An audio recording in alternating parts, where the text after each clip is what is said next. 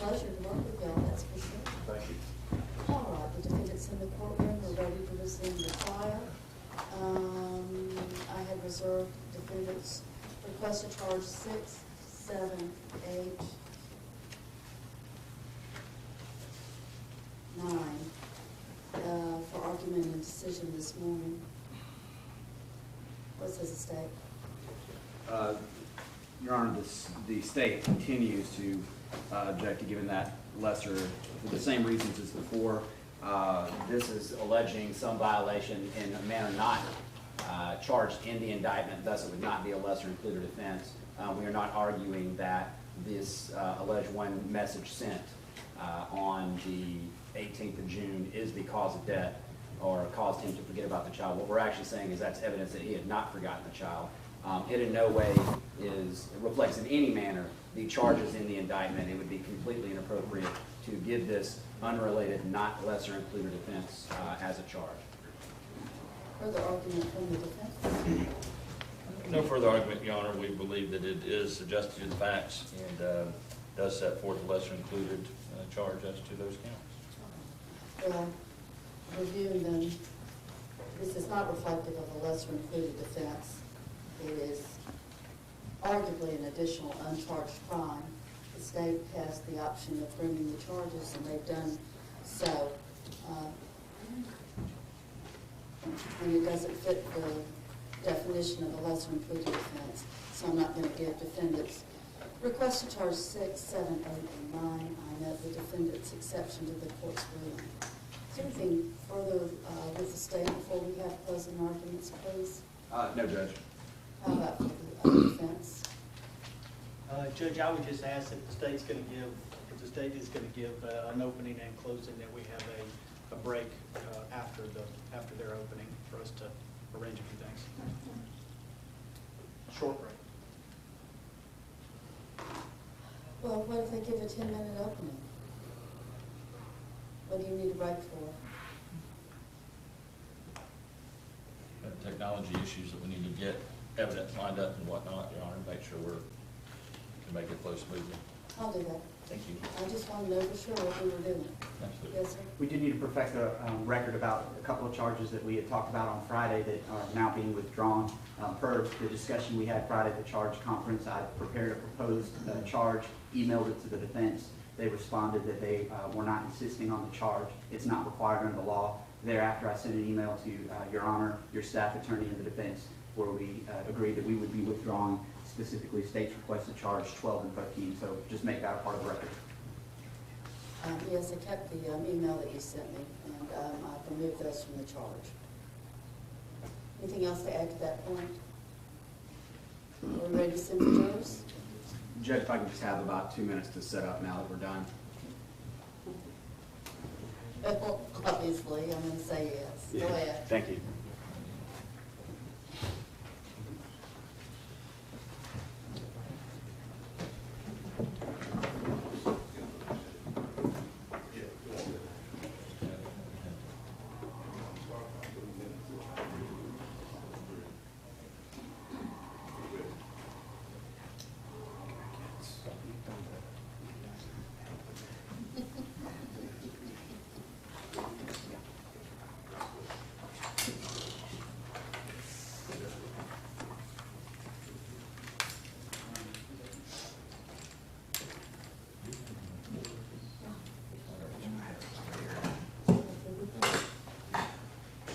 What'd you do?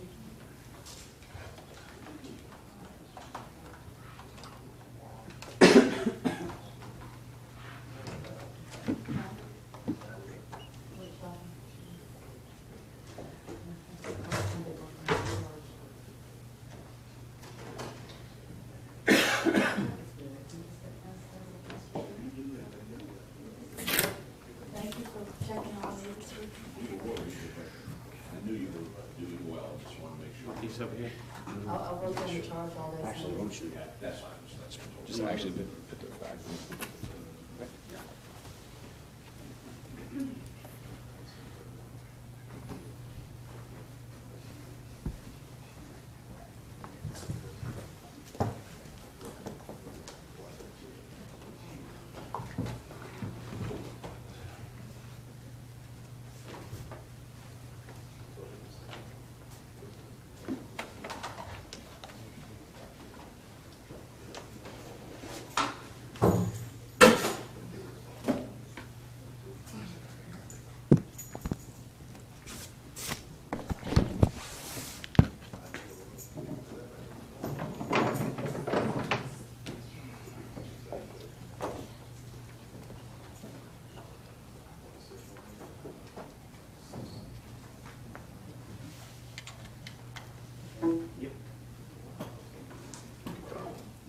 Monday?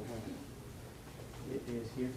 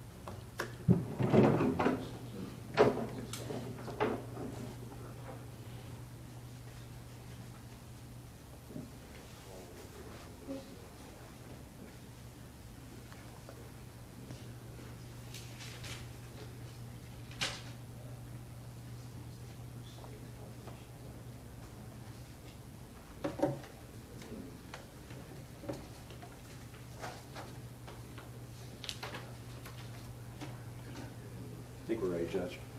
Thank you. Let's bring the jury, please, gentlemen.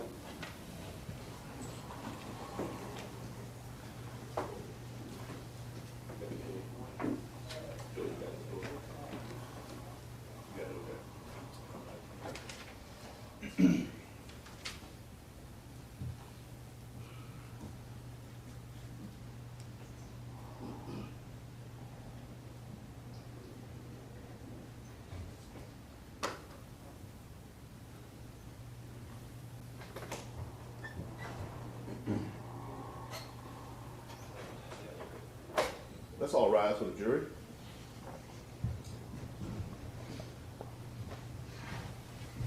Please watch your step coming in.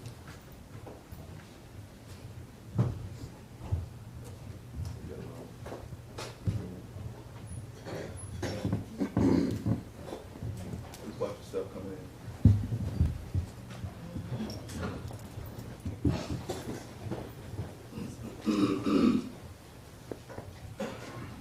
Please be seated.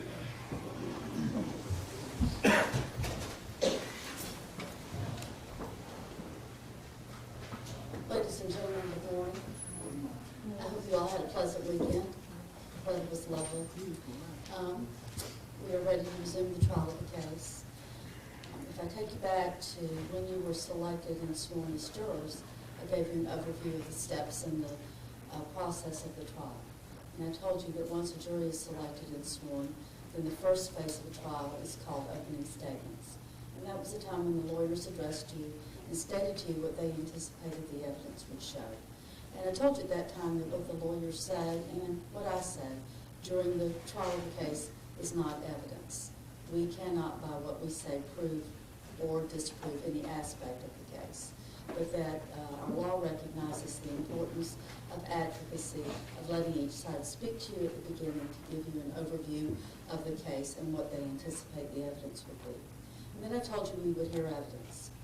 And I explained to you that evidence would come to you either through sworn testimony from the witness stand or from the items that I admitted for your consideration during the trial of the case. And in fact, you've heard and received all the evidence of the case. We concluded the evidence on Friday. So that portion, the testimony and the exhibits, that constitutes the evidence of the case. And it's been received, it's been presented to you, and it will be delivered to your jury room, the physical items, when you deliberate. We prepared Friday afternoon for the next portion of the trial, and that is the closing argument. And we're ready for closing argument. The things I want to tell you about closing argument are as follows. Closing argument is an opportunity for each side to what we call sum up the case. Sometimes they're called summary arguments, sometimes they're called closing arguments, but it's their chance to sum up the case. And they can talk to you about the evidence and what they believe are reasonable conclusions to draw from the evidence. And they can talk to you about the law. I spent Friday afternoon going over everything that I'm going to explain to you about the law that applies in this case. And they're thoroughly versed, and they know exactly what I will be telling you when I give you what's called my charge of the law. They know thoroughly what's going to be contained in there, and they are permitted to discuss that with you. And they can talk to you about the evidence in light of the law, and the law in light of the evidence, and argue persuasively toward particular conclusions or interpretations or views of those things, the evidence in light of the law and the law in light of the evidence. And they're permitted to argue persuasively toward a particular verdict by you as to each of the counts of the bill of indictment. Simply remember that what they say is not evidence, and the evidence has come to you from the witness stand and the items submitted for your consideration. And with those instructions, we'll move into closing arguments, and you may proceed. Thank you, Your Honor.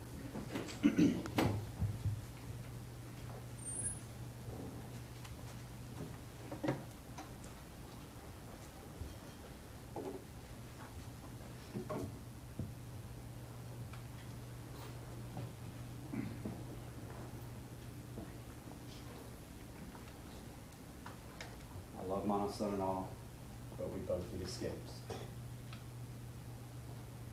I love my son-in-law, but we both need escapes.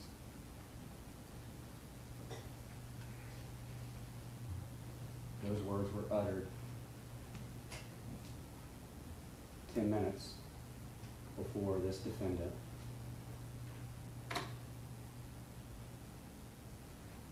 with his selfish, abandoned, and malignant heart did exactly that.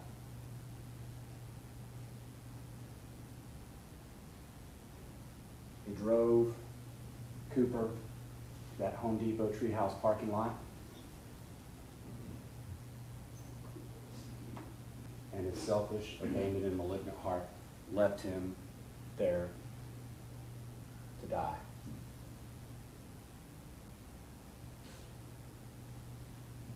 On that morning, June 18th, 2014, he did exactly what he said he was going to do.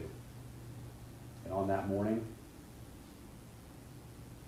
as he drove into that parking lot, he drove past the parking spot that he eventually went to his right. As he stopped and backed up, pull in that parking lot with his son inches away from him, pulled in and sat there for 30 seconds before closing the door on that little boy's life.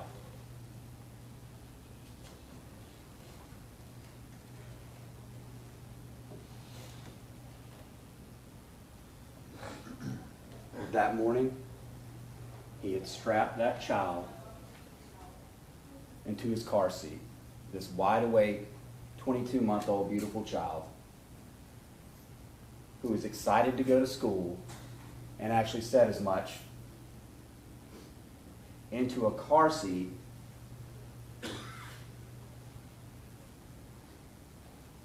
that was clearly visible to anyone inside that car. That was clearly visible to anyone inside that car. That was clearly visible to this defendant.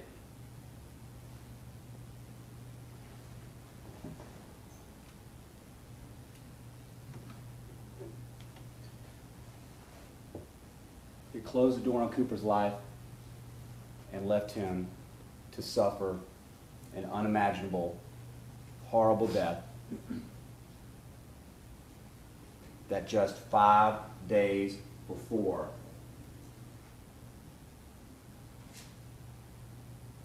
he watched a video about. 5 days before he sees a video on a site, a video that's entitled, "How Hot Does It Get in a Parked Car?" And he watches that video. Video that talks about how terrible it would be. Video showing that even on a day where it's breezy outside and you can see the leaves blowing in the trees, even on a day where you've got the windows cracked.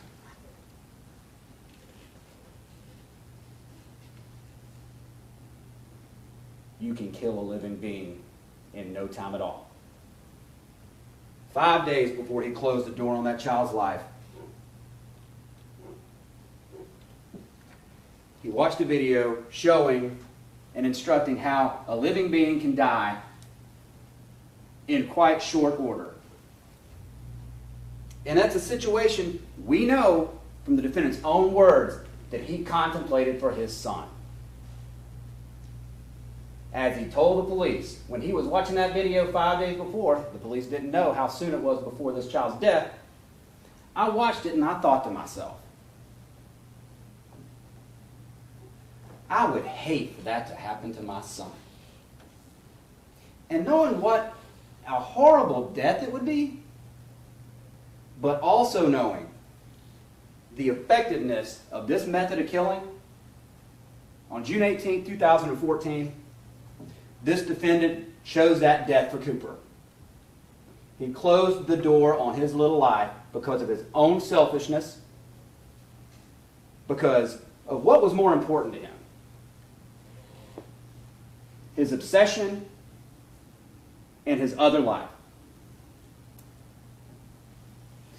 Now, throughout this trial, we've seen a number of videos. We've seen a number of photographs of Cooper playing with his dad on the beach, playing with his mom, things like that. And I'm sure we'll probably see some from the defense's closing argument, where they're going to show pictures of a wide-awake, verbal, I'll point out, Cooper, a vivacious, beautiful little child.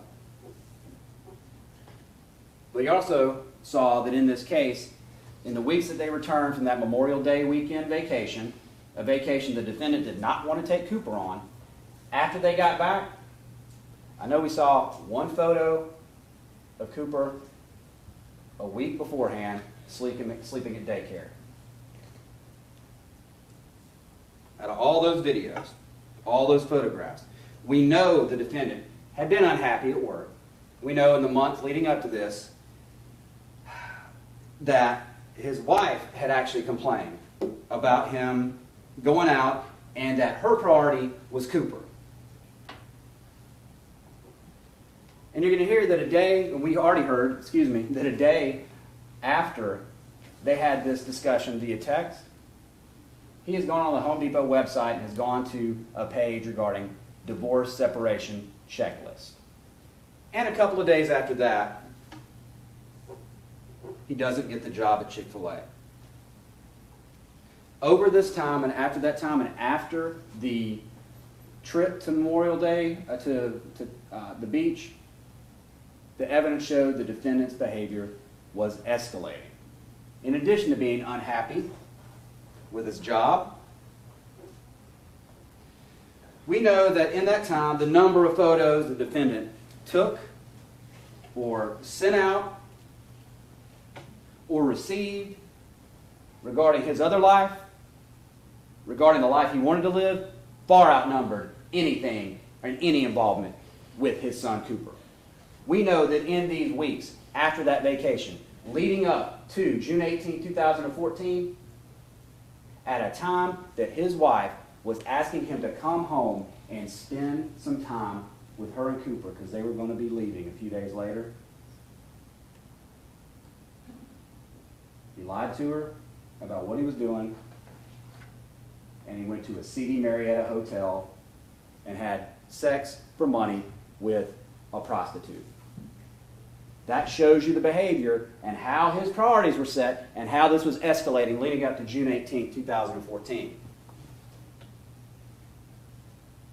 We know that during this time, the defendant's behavior was escalating.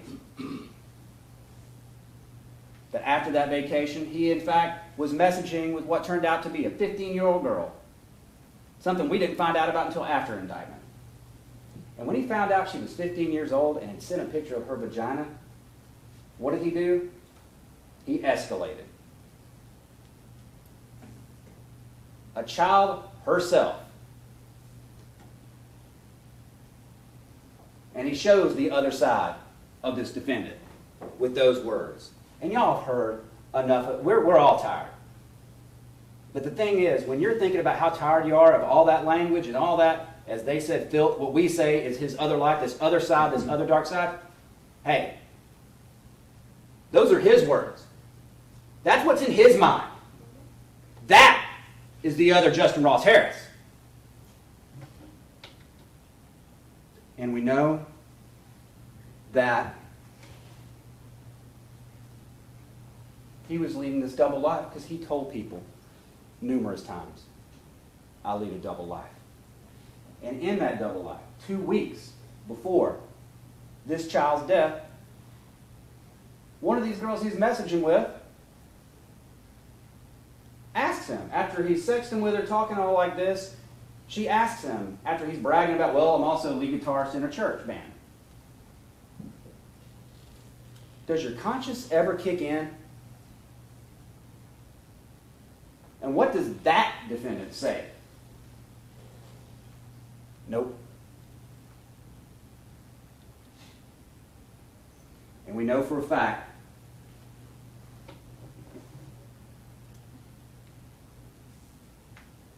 that he showed that lack of conscience on June 18th, 2014. He showed exactly who he is.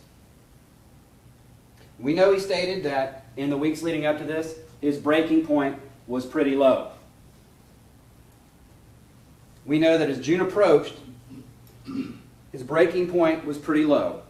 And we know that another young girl, well, he professed love for several of these young girls, many of them not knowing about the other, thinking they're the only one, leading all these different lives.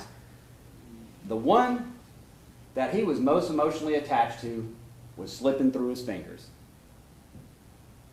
Janie Meadows. We know this woman that he had professed love to, who he told that if it wasn't for Cooper, that he would leave Leanna, was gradually cutting him off. And in those days leading up to June 18th, we know that on the 17th, the day before, he tried to message her. And she didn't respond. And he said, that makes me sad. And on the morning of June 18th, a couple of hours before he killed his son, he tried one last time to message this girl he was obviously in love with no response. And legally, unlike a lot of cases, in this case, we know what was in the defendant's mind that morning. Legally, you're going to hear that motive does not have to be proven in a criminal case. Now, we know that people commit horrible acts against children for no good reason. Unfortunately, it's just a fact of the world we live in.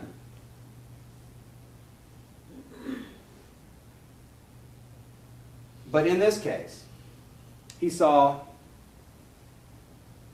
this post that morning. I hate being married with kids. The novelty has worn off, and I have nothing to show for it. Now they're going to say, oh, he saw a lot of posts. But think about it. When you know the timing in this case, within that 45 minutes of all the whisper posts in all the world, what did he seek out to not only view, but respond to commiserate with, while he is on the way to Chick-fil-A and while he's sitting there with this son, who to everybody else he portrays, I love him, I'm a great father, things like that. Which one side of him? He probably did. But guess what? That took a back seat. Because he responded and showed us exactly what his intent was and what was in his mind.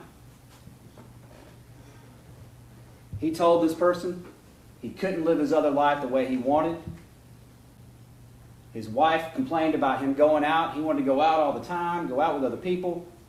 And most importantly, 10 minutes before he killed Cooper, he actually said that he needed an escape.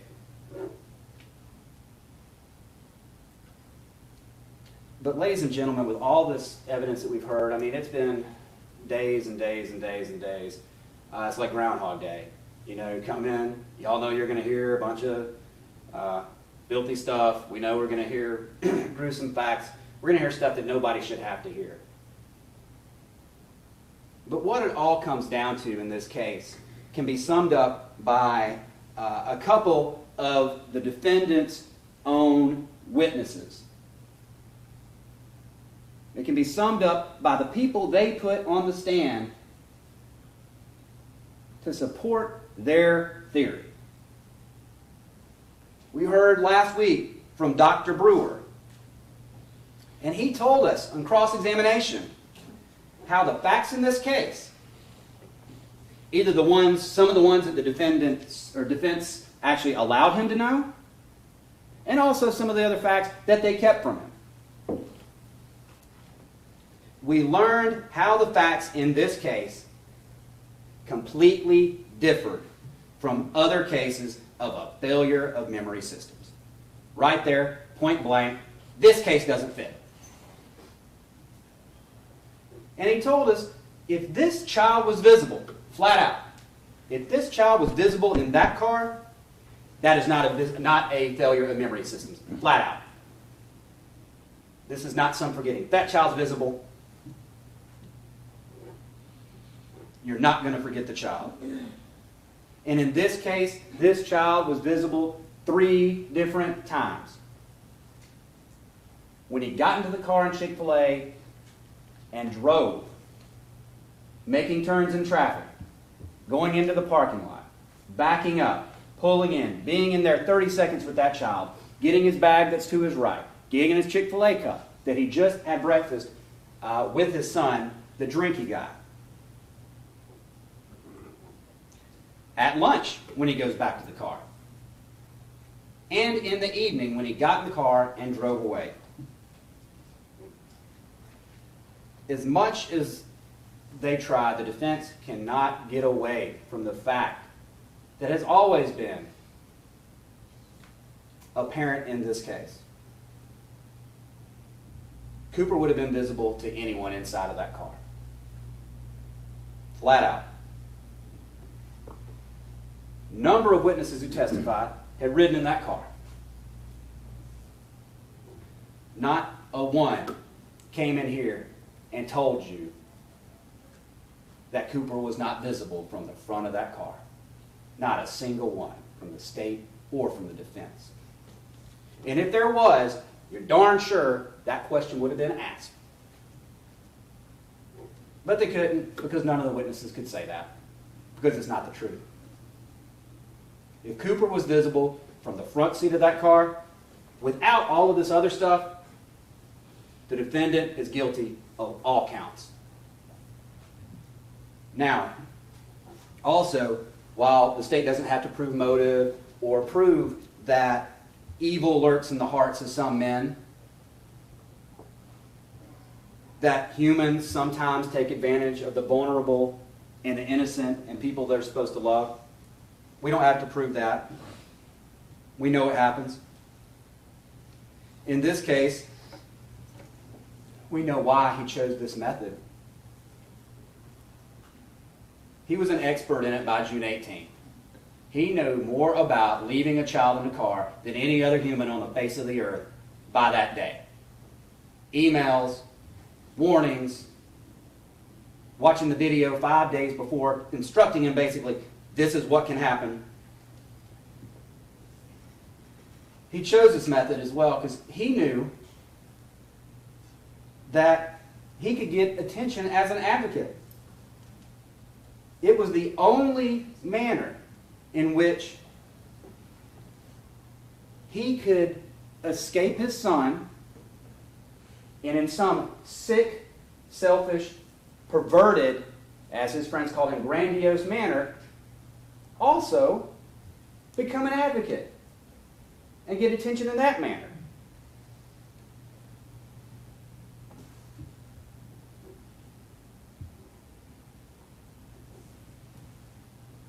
And don't take my word for it. Take his own words. In the minutes and hours after he pulled his child out of that car, saying that he wanted to be an advocate, saying that another person has happened to them, just like me, and they're an advocate.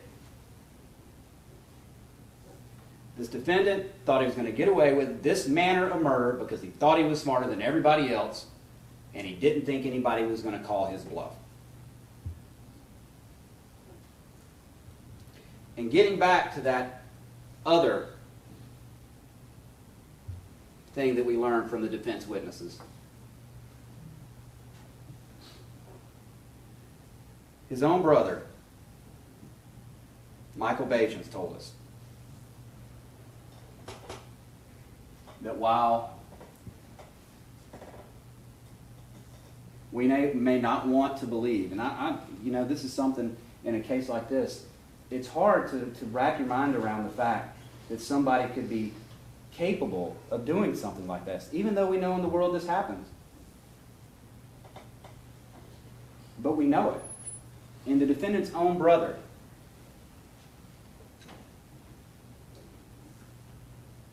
told us that sometimes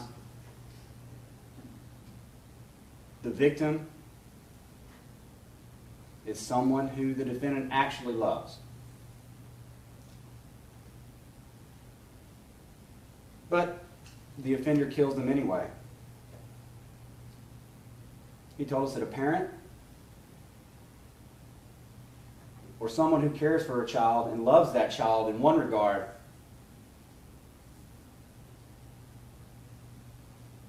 so oftentimes they're the ones who ends up killing or abusing them.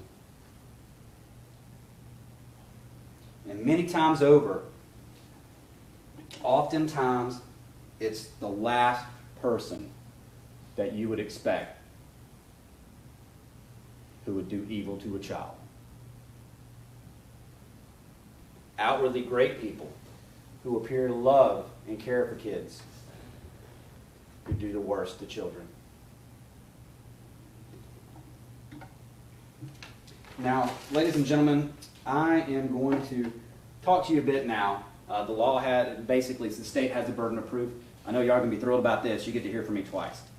Yeah, everybody clap. Woo. No, we're not going to get that, are we? So I'm not going to talk as long the first time as I am in the second portion. What I'm going to do now is kind of go over some of the facts as they interrelate to the law the judge is going to instruct you on. Because I know we talked a lot in jury selection. What have you, do you have any legal interests? You watch legal TV shows? Have you heard these terms? Beyond a reasonable doubt, shadow of a doubt, things like that. Well, this is the point where, even in opening, when we were talking about some of these charges, you're probably thinking like, well, how does that apply to this fact situation or something like that? Well, now we get to the point where we actually get to talk about how the law applies to the acts in this case. So, first of all, as I told you before, when we're looking at the evidence in this case, we're going to be interrelating and talking about the facts as they apply. First, as we talked in opening, it's a case about death, deception, and a double life. The torturous murder of Cooper Harris, the deception all over his life, and in this case with the police, his wife, and everyone involved, and the double life that reveals his motive and the malice in this case. Now that you've heard all the evidence, there is no doubt Cooper was burned to death in that car. There is no doubt the defendant lived a double life and was obsessed with his bad side.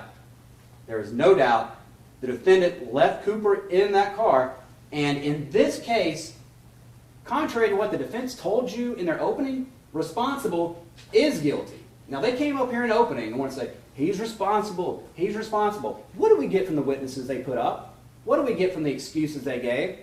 They blamed everybody. Okay, well, yeah, he's responsible, but Little Apron Academy should have called, even though the defendant knows they do not call if you miss a day. Leanna came up, and you heard her. That woman had been putting up with his mess for years and was still taking the blame for it. I should have done this, I should have done that. Even had his friend Billy come in and try to take the blame for his actions. Guilty is responsible in this case. Responsible is guilty. And there's no doubt the defendant is guilty of all charges. Now, let's talk about the law a little bit. First of all, okay, who here has heard the term beyond a reasonable doubt? Okay, we've all heard it. What does it actually mean? Well, the key word here is reasonable. It's not beyond some possible doubt. It's not beyond some mathematical certainty. It's a reasonable doubt. It's that of a fair-minded, impartial juror honestly seeking the truth. When you sit there as a juror, you don't run around looking under a rock for doubt. In this case, the truth smacks you right in the face. In this case, your job as a juror is to search for the truth. And as much as we may not want to believe that people are capable of this type of evil, that's exactly what the facts show. Now, what does it not mean? Beyond a reasonable doubt does not mean to beyond all doubt or some mathematical certainty. We have to have common sense and reason, ladies and gentlemen. Could aliens have come down and done something in this case? Well, I guess anything's possible. Is that reasonable? Absolutely not. The defense's theory, oh, well, maybe it was a failure of memory systems. Well, when you look at all the facts, as Dr. Brewer said when we were showing him, did that lessen the likelihood of a failure of memory systems? Did this? Did that? Have you ever seen this in this case? Boom, boom, boom, boom, boom. That makes that not reasonable. And most importantly, I know y'all probably heard this saying before, you don't check your common sense at the door. When you go back in that jury room, you don't say, you know what, I'm going to forget all the common sense I have in the world, and I'm just going to throw it out the door and, not use logic. No, you use your good common sense. If you use your good common sense in this case, the defendant is guilty of all counts every day and twice on Sunday. Now, evidence. Again, this is another thing I want to make sure y'all are clear on. We hear about circumstantial evidence, direct evidence. One thing to get clear while we start here. Direct evidence and circumstantial evidence are equal.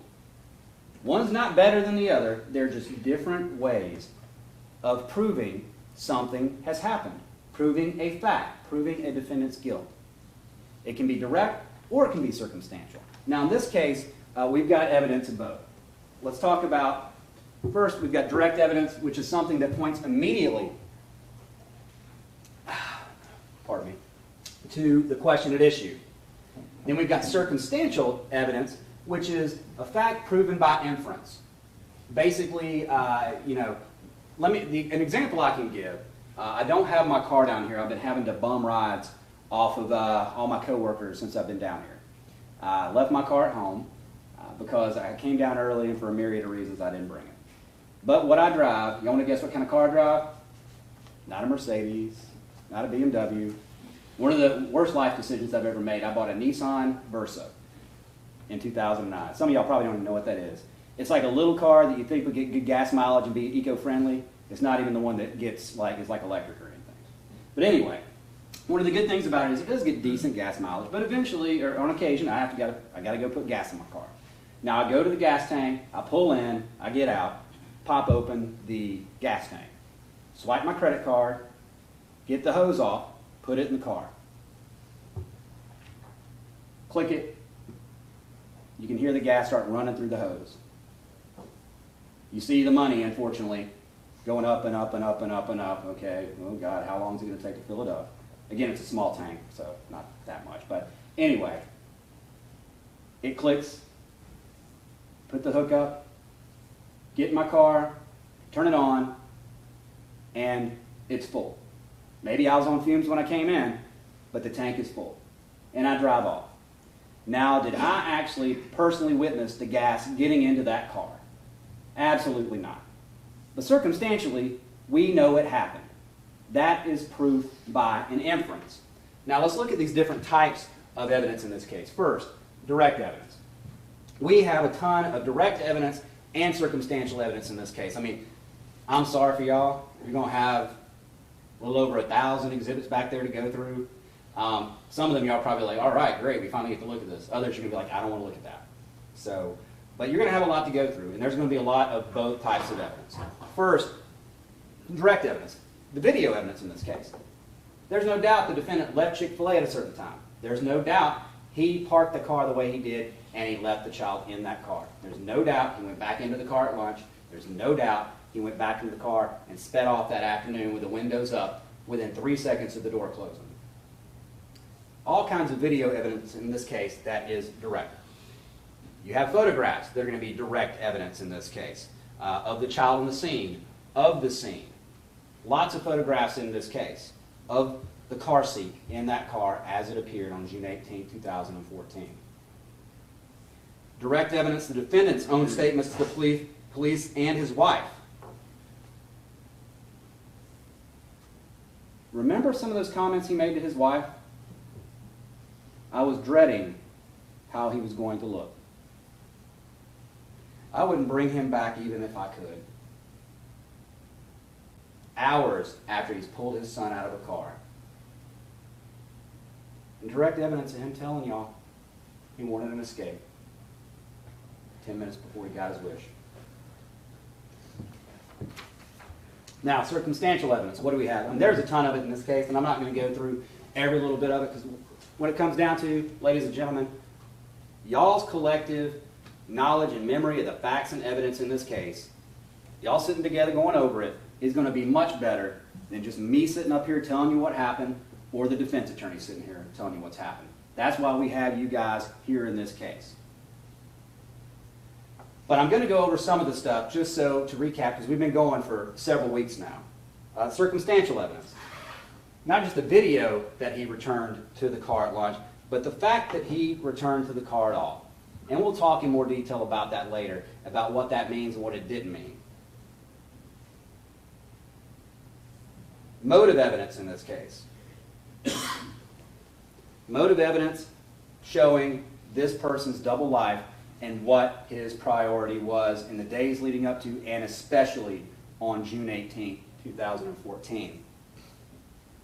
Circumstantial evidence of the defendant's own expert witness. He gave us circumstantial evidence of this defendant's guilt. All these facts leading up to it, well, that's not going to make it likely that he forgot. That's not going to make it likely he forgot. You know what? If this was intentional, like the defendant said it was going to be, my testimony has nothing to do with this case. All these other things as well. Defendant's departure from work, the route he took, which from everybody, unrebutted, was not the right route to take to the movie theater. The route you would have taken was much less traveled. There weren't a lot of businesses. There was no crowd out there.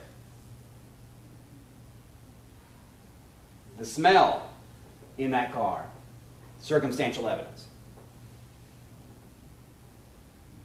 Again, video evidence, text messages, the lies in his timeline about lunch, about his relationships with Leanna, and about what he was doing that day at Chick-fil-A and after. He wasn't truthful with the police about what he was doing. And demeanor. Everybody, to a person, says that his behavior was inconsistent. You have seen and heard the videos. Now, in opening statement, the defendant showed you a couple of small clips. Now you've seen the full videos. And I'm sure once you saw it in there and you saw Officer Piper's video from the jump, you're like, wait a second. That's not how it was portrayed to me. Y'all saw that. Y'all saw his demeanor. And you see his demeanor there in the interview room where he's huffing and puffing. You don't see him wiping any tears, snotting a rag in a shirt, anything like that. You see him doing exactly as it was described at the scene, as Detective Piper said, like Will Ferrell, yelling a lot, and then he's calm and looking around. And that's what we saw in that interview room. It wasn't until, and this is evidence of demeanor, until after he was arrested, after he was detained and told he was going to be arrested for these charges, did we see him get that real emotion. I'm not going to sit here and say he wasn't emotional in that room with Leanna, because he was. He was sobbing like a baby, talking about, I felt bad about it, why me? They got a metal toilet and a cot that's uncomfortable, asking Leanna to make sure he didn't get arrested. Demeanor. Okay, you're also going to get instructed on the law of intent. Now, intent, what is intent not? It's not an intent to violate the law or commit a crime, a specific crime. The defendant did not have to wake up that morning and be like, you know what, I'm going to violate code section OCGA 1651, and I have an intent, I'm going to commit all of these elements. No, that's not what intent is. Intent is basically what is shown in the different counts of the indictment. Did he have that specific intent at the time he committed the acts? For example, we'll talk about this a little more in a minute. Counts 2, 3, 4, and 5. There is no element, and you do not need to prove that there was any intent to kill. While we have it, those elements are not required for those specific counts. In fact, in counts 3 and 5, you're going to see that you only need criminal negligence. So when we're talking about intent, it's specific to the charge in each count of the indictment. Okay, you're also going to be instructed that intent can be inferred from the proven circumstances or by the acts when it's the natural and necessary consequence of the act. And then there are several things you consider when you determine the intent. Words, conduct, saying he loves his family and doing all the things he was doing. I think actions speak louder than words, ladies and gentlemen. Demeanor. And the defense is going to say, get up here and tell you, you disregard demeanor. People react different ways. Well, yeah, people react different ways, but not in the way he did. A. B. The law actually says you consider demeanor. When they tell you you don't, the law says you do consider it when you're looking at somebody's intent. Also, you look at motive and circumstances connected with the act. All of those factors in this case prove the defendant guilty of all counts. Now, the judge is also going to tell you, and this is one thing that you're probably thinking different things in your head before you got in here. What's premeditation? Motive? What do all these things mean? First thing you're going to hear on this issue about motive. Motive is not an element of any crime. It's immaterial to the charges in the indictment. Unfortunately, sometimes you never know why somebody does an evil act and commits an evil act. So basically, we could have shown no motive evidence, but shown, like he did, that that car seat was visible and he left that child in that car. He's guilty. But we have an abundance of motive evidence in this case. Okay, expert testimony. The judge is going to instruct you on expert testimony. We heard from several experts in this case. First of all, they can come in here and give you opinions based upon their training and experience. Not just academics, but their actual experience, either in law enforcement or as a medical examiner or as a memory expert. However, the testimony of an expert is to be taken like that of any other witness. You are to give the testimony of any expert witness the credibility which you think it deserves, the weight which you think it deserves. For example, Dr. Brewer gave you some expert testimony. One, if this was intentional, his testimony is absolutely meaningless. He told you he's never seen circumstances like this in a case with a failure of memory systems. In fact, his testimony ended up supporting the state's case. And the defense kept him in the dark on some of these facts, didn't give him all the information. And you saw what happened when he was confronted with this information. He had to make admissions. This was the horse, this was the wagon that they hitched their horse to.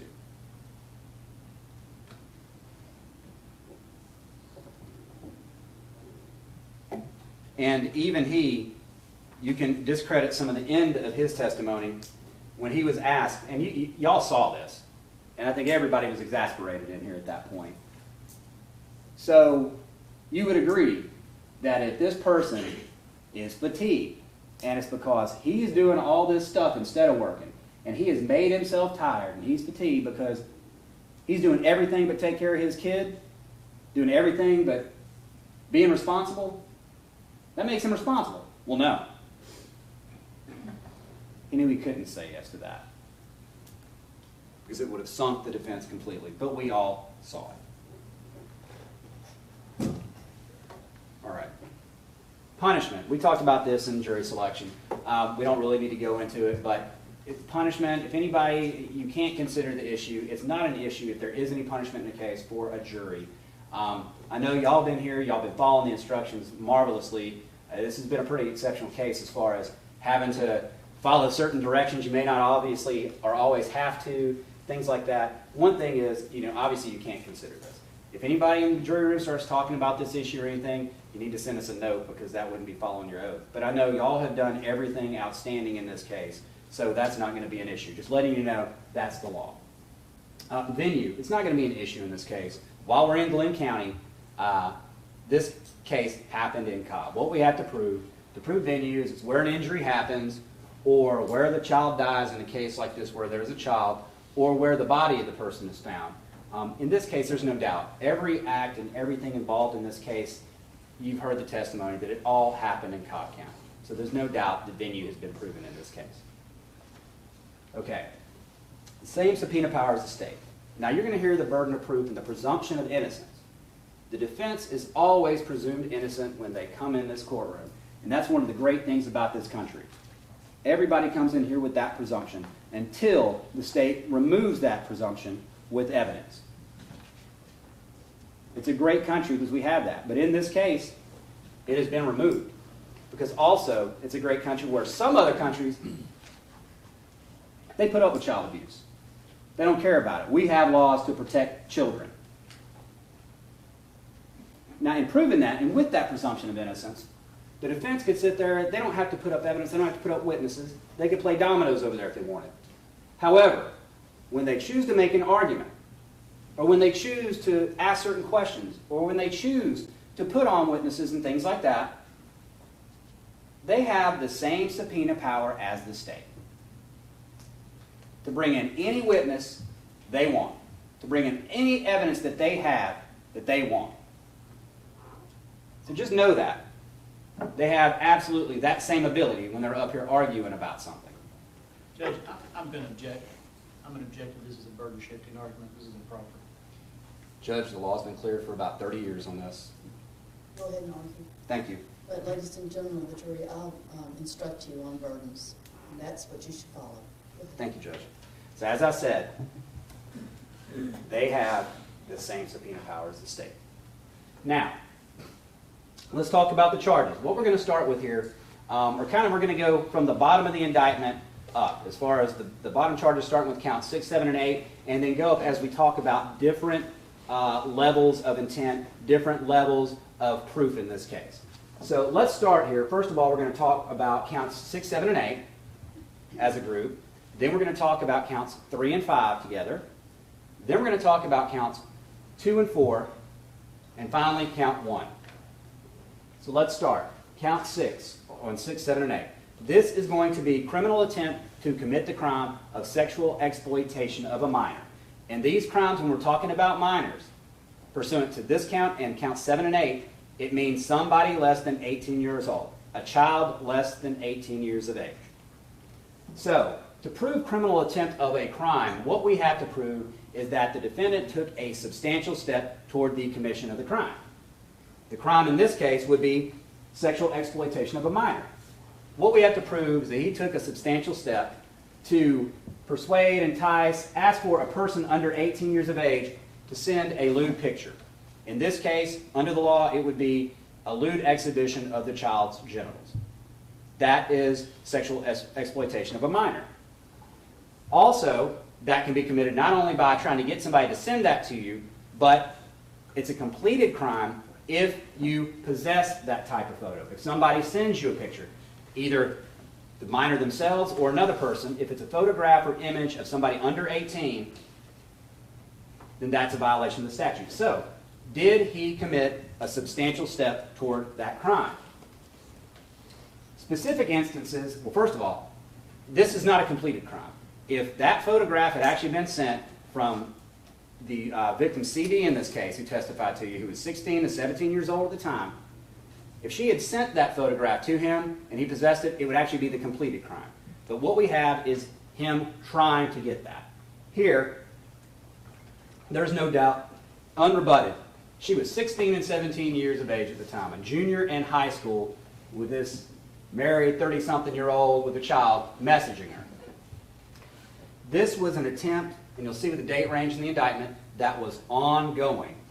It was actually going on longer than in the indictment. I think the first request you're going to see from those chats was back in 2013.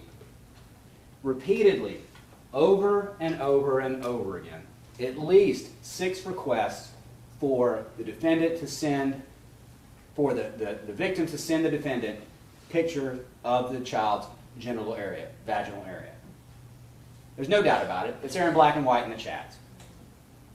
No doubt. And he did it again and again and again.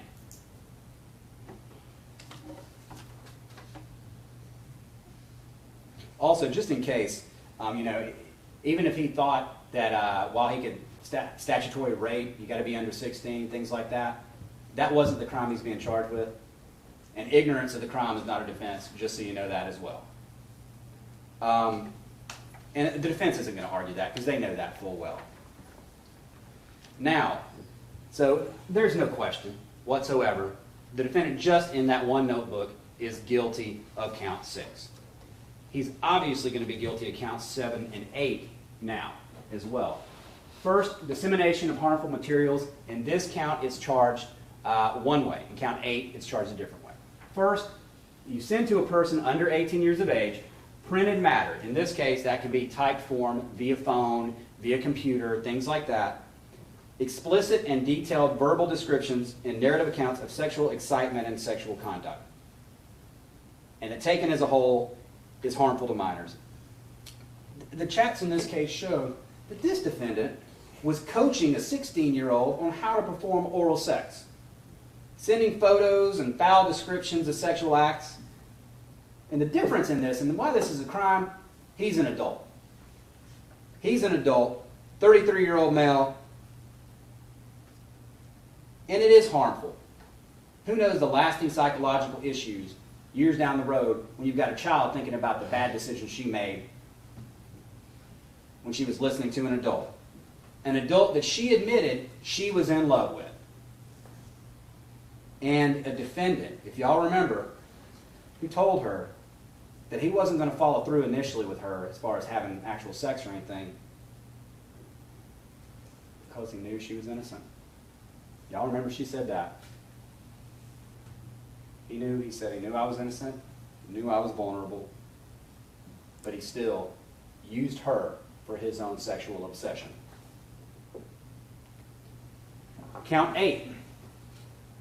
Again, the same crime charged in a different manner. And you're going to have in some of these counts like this, there are different manners in which a crime can be committed. It's called charging in the conjunctive. Now you're like, what the heck does that mean? A lot of times, lawyers, I don't know why we make up stupid rules sometimes, but we do as far as semantics and double talk. It seems like and means or. Basically, if you've got an indictment where it says he basically sent, like in this count, a photo and visual image depicting sexually explicit nudity that was a male in a state of undress exposing his genitals and a male genitals in a turgid state, we don't have to prove both of those different ways. All we have to prove is one of them. When it says and, it means or. You have to prove that he sent this or he sent that. And ladies and gentlemen, it really doesn't make that big a difference anyway because he did both in this case. Obviously, y'all saw the photographs. We entered them. There's no doubt about any of those elements. I'm not going to belabor it. And there's no doubt this, as taken, is harmful to minors. All right.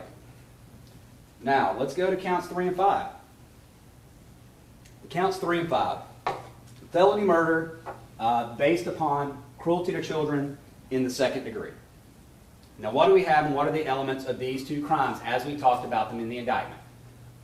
And based simply upon what the defendant told the police and what he said and his actions throughout that day, leading up to it and after it, just based on that, he is guilty, no doubt, to counts 3 and 5. Now, this is based on criminal negligence.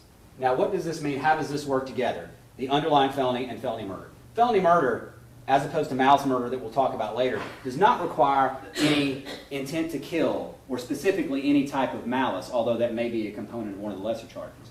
But in this counts, with count 3 and 5, it doesn't come into play. What we have is criminal negligence. Okay.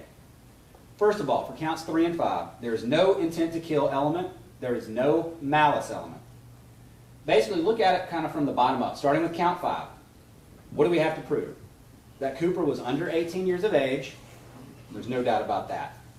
There's cruel or excessive physical pain. We heard from the medical examiner. You've seen the photos. We even heard it from the video the defendant watched. There's no doubt about that, how this child suffered.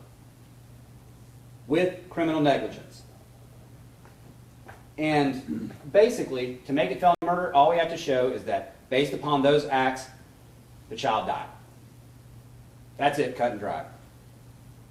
Now, one thing I just want to point out, as you're thinking about this, and as we get into counts 2, 4, and 1, the defense in their opening statement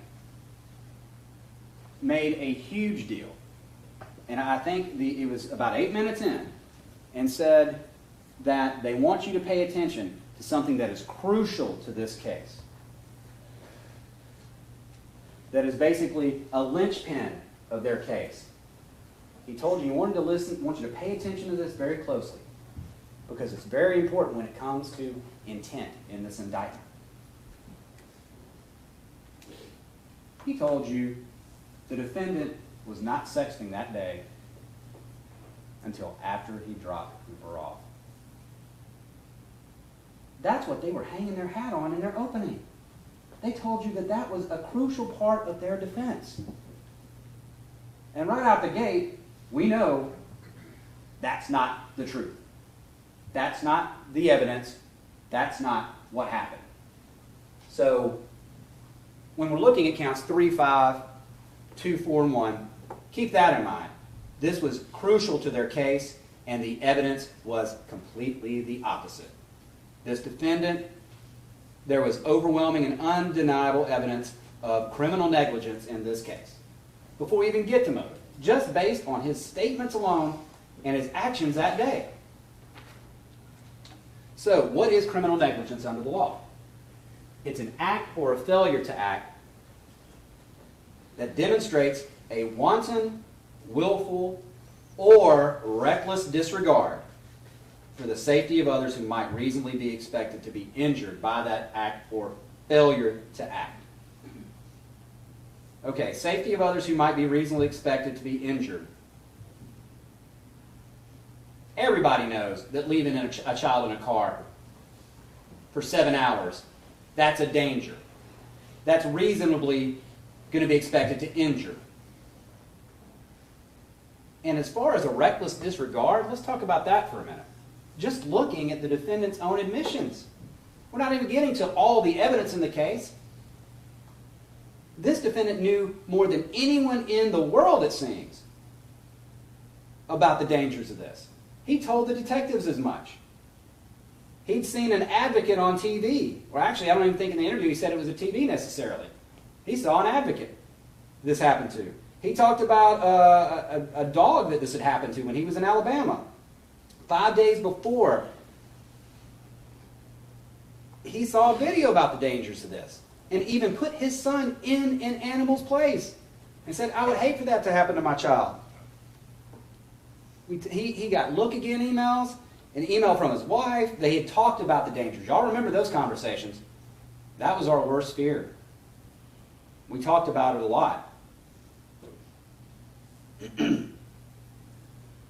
defendant knew he could take steps to prevent this and didn't. He consciously disregarded these dangers. He actually told you in some of his statements to the police, oh, I guess I didn't do a second look. And then he said at the police station, oh, I guess I should have put my bag in the back. Not only, per the defense's explanation about how this could possibly happen, or if it was forgetting and you couldn't see the child in the car, that can happen if you can't see the child in the car, and there's maybe distraction or fatigue. The defendant sexting the night before, up late, up early after his son goes back to sleep, while at home, on the way to Chick-fil-A, at Chick-fil-A, and throughout the day, constantly with his obsession. All of that, unrebutted, is a starting point of counts 3 and 5, the defendant being guilty. But ladies and gentlemen, we don't just look at what he had to say. Luckily, we have an entire investigation and a ton of unrebutted evidence in this case that shows that this defendant's obsession was much more than some type of criminal negligence. It was an intentional murder. Okay, you're going to hear some charges relevant to possible defenses, if it were a defense in the case. First of all, accident. You're going to hear that for there to be somebody to call something an accident, it only applies if the person's not responsible at all, and you cannot apply accident if there is a criminal scheme, intention, or criminal negligence whatsoever. Accident in no way applies in this case, because even if you believe the defendant, it's criminal negligence. Accident, throw that out. This isn't an accident, because there is, at a minimum, criminal negligence, and the evidence shows there was criminal intent.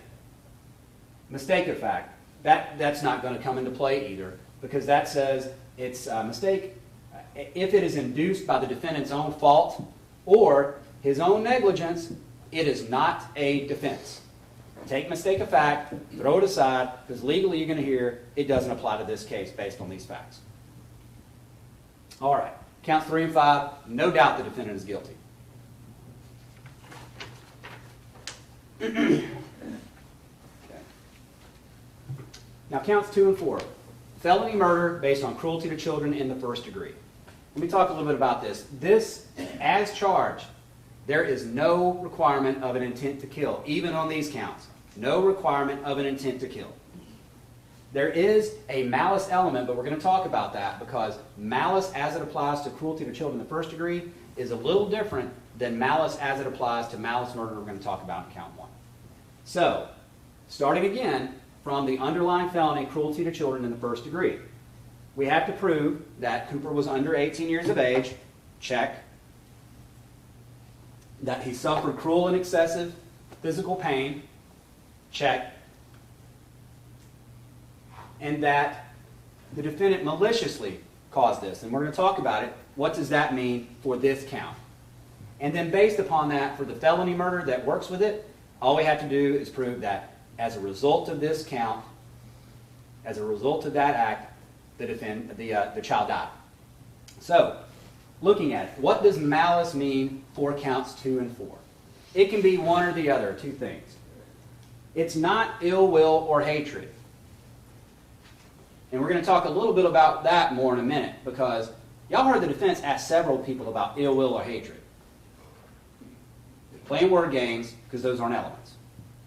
First of all, not ill will or hatred. That's not what malice means in any count in the state of Georgia. For this count, it means either an intent to cause the particular harm, which is pain, leaving your child in the car, knowing he's sitting there, you know he's going to be caused pain, without justification or excuse, or the wanton and willful doing of an act with an awareness of a plain and strong likelihood that such harm may result. No intent to kill, but leaving that child in there knowing that what's going to happen to that child by doing it. And then the child dies. The defendant's guilty of counts 2 and 4. Now count 1, malice murder. Y'all probably are thinking, what does this mean? You've got a bunch of preconceived notions maybe coming in, things you've heard on TV. Let's talk about what it actually means. First of all, the judge is going to tell you the law is that it does not mean ill will or hatred. And you heard the defense ask several witnesses, did he have any ill will or hatred toward his child? That's irrelevant. That's not an element in this case. And it's not in this case that wherever anybody has said that there's any evidence, other than the death in the end, or any evidence that the defendant hated his son. Ladies and gentlemen, this isn't a case about an adult hating a child. this case is just like it was with his wife and how he showed. It's just that he loved himself and his other obsession more than that little boy. That's all it is.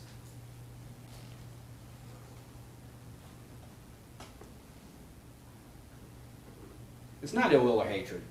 His own brother told you that people kill ones they love or espouse the love for their own selfish reasons. And oftentimes, it's the last person you would expect.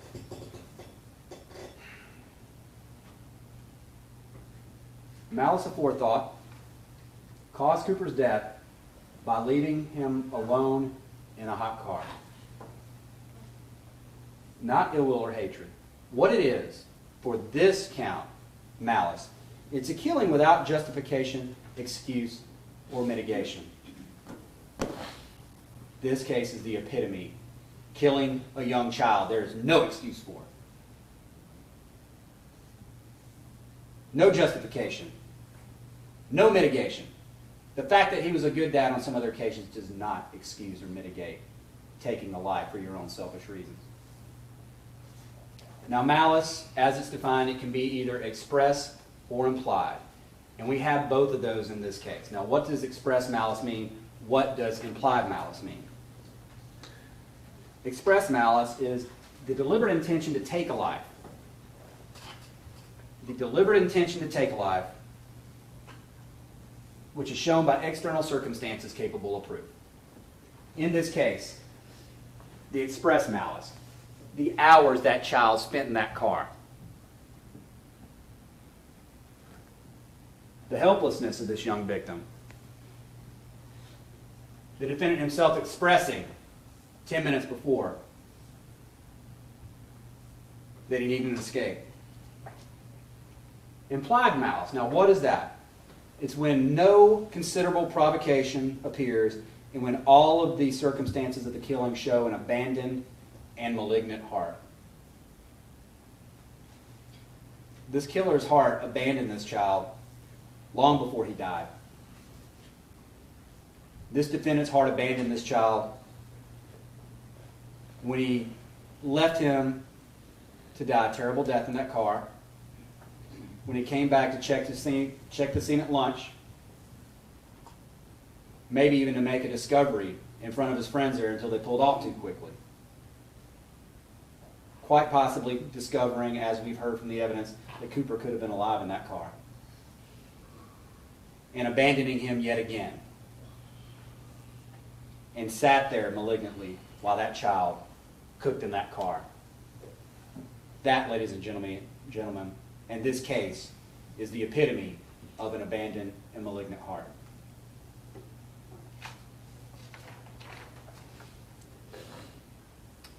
Premeditation. I know a lot of people talk about premeditation. Is there premeditation? Remember this at all times. There is no premeditation at all. We don't have to prove that he woke up that morning and at 7:55 decided, you know what, I'm going to murder my child.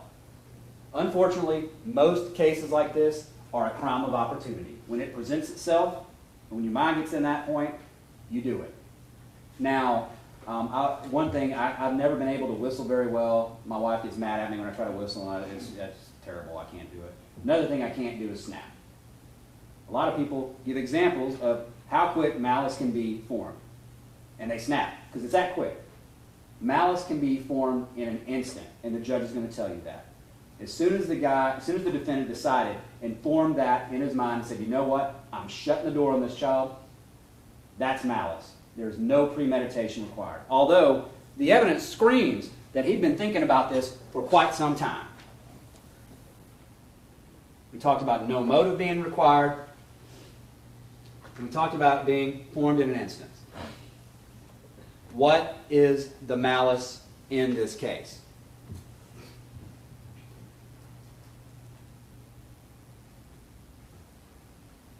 .6 miles. The distance the defendant drove from Chick-fil-A to that parking lot. 0.6 miles. 4 minutes. 4 minutes.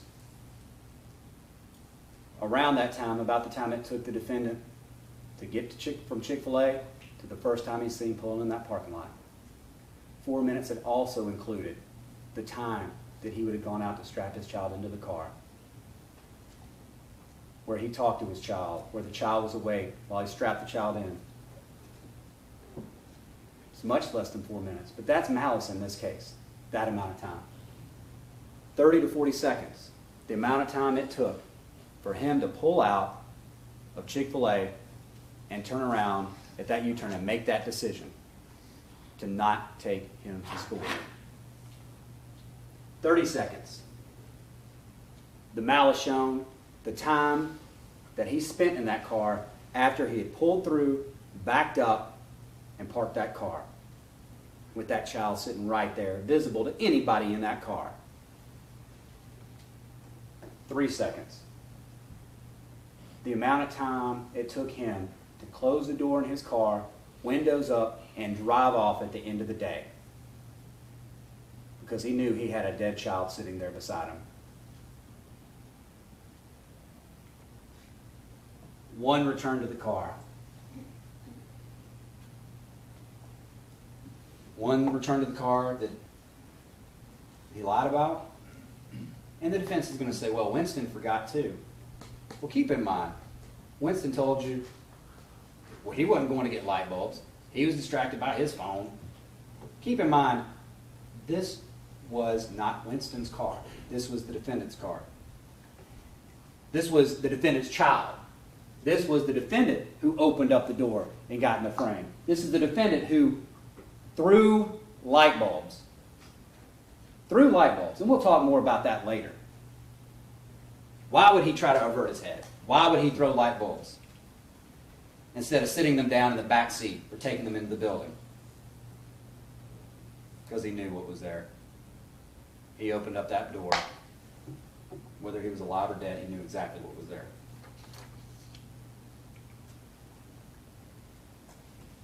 And malice is shown in his 2 lives in this case.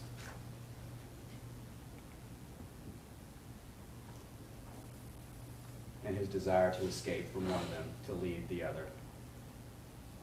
And it also comes down to, and y'all are going to have all of these pictures back there, and we'll look at them a little bit later too, a matter of inches. The distance from where little Cooper's head was, and that defendant sitting right there in that car. The defendant is guilty of malice murder in count 1. In this case, as I said, there's no doubt about all of these things in the defendant's guilt of all charges. But a few questions. The defense counsel is going to get up here and he's going to make his argument to you as well. And I just want you to keep a few things in mind, both while the defense is making their arguments, when I get back up to talk to you about the facts, and when you're back in the deliberation room. First of all, since this was the crux, or very important to the defense in their opening, think about this through the entirety of your involvement in the rest of this case. Was the defendant actually sexting before he got to the Home Depot on June 18, 2014?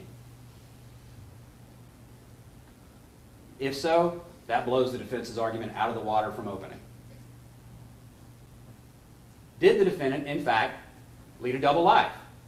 We can talk semantics and argue all we want, and witnesses may not want to answer it the way we ask it, but come on, be for real. Did the defendant live a double life? Also, how many things did Dr. Brewer agree lessen the likelihood of a failure of memory systems? How many things? How many things did he say?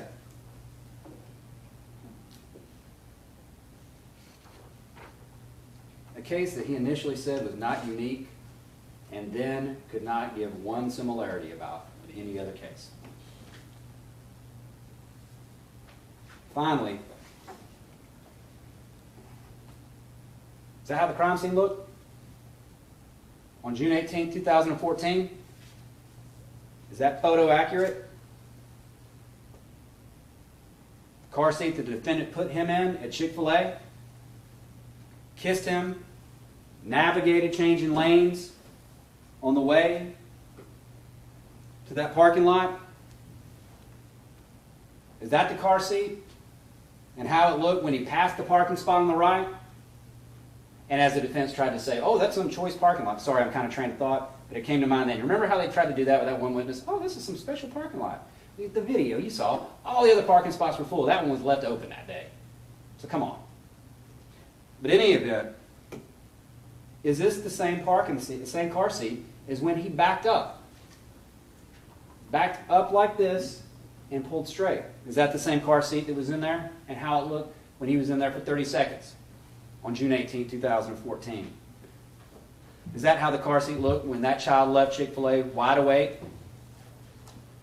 being excited for school? Is that the same car seat that the defendant had to reach by to pick up his work bag to go into work that morning, that we saw him walk in, that he admitted he got from his passenger seat?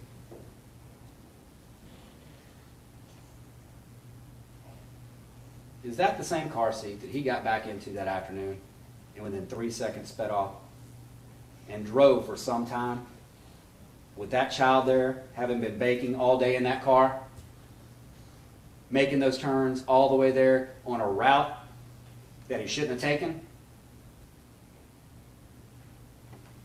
Ladies and gentlemen,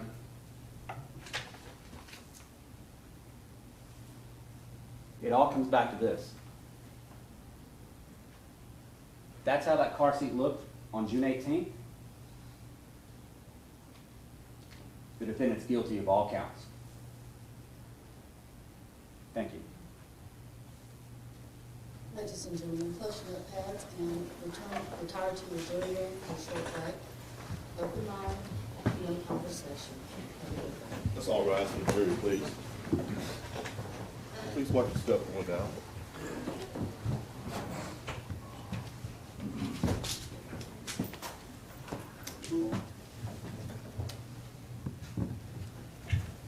Step going down.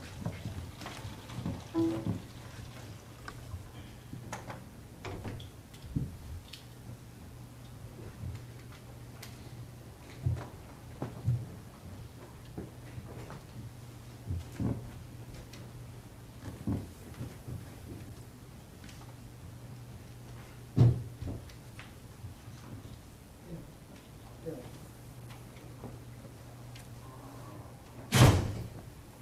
Let's be in recess. Let me know when you're ready, Mr. President. Yes, ma'am. Yes, sir.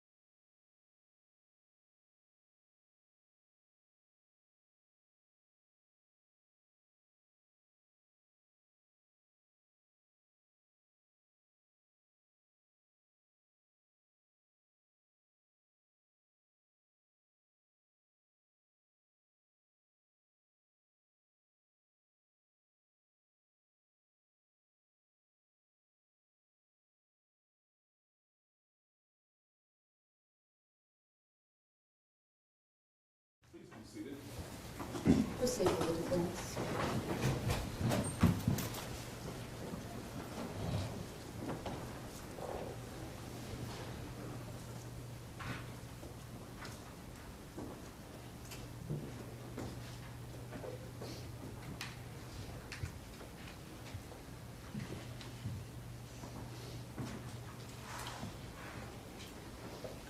Before Ross had ever been interviewed, before any witnesses had been interviewed, before any investigation whatsoever had been done, the head guy, the head of detectives, had already decided the case. He'd already decided that a crime had occurred. He had already passed judgment. He had already precluded, completely precluded the possibility that this was exactly what it was, an accident. It was Detective Stoddard's boss, who you heard from. He's wrong. He's wrong for a lot of reasons. The first thing I want to talk about is legally why he's wrong. And that is because in this state, accident is a defense. Accident. This is what the judge is going to tell you that Captain Farrell does not understand. No person shall be found guilty of any crime committed by misfortune or accident in which there was no criminal scheme, undertaking, or intention, or criminal negligence. An accident is an event that takes place without one's foresight or expectation, that takes place or begins to exist without design. If you find from the evidence in this case that the incident that is the subject matter of this case occurred as a result of misfortune or accident, and not as a result of criminal undertaking or criminal negligence, then it would be your duty to acquit the defendant.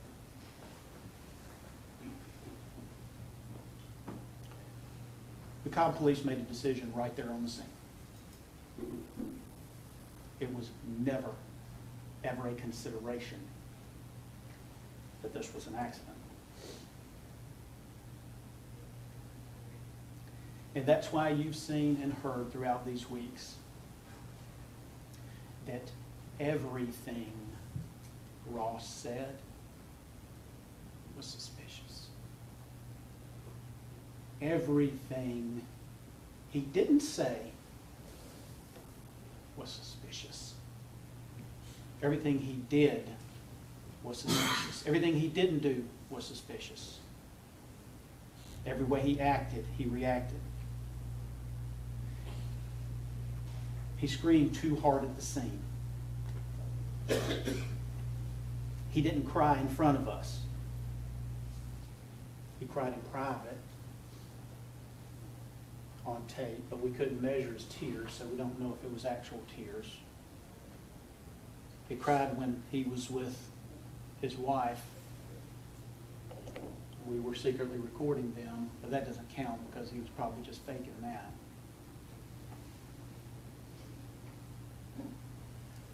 You saw him in the interview room when they first put him in the interview room and he wept.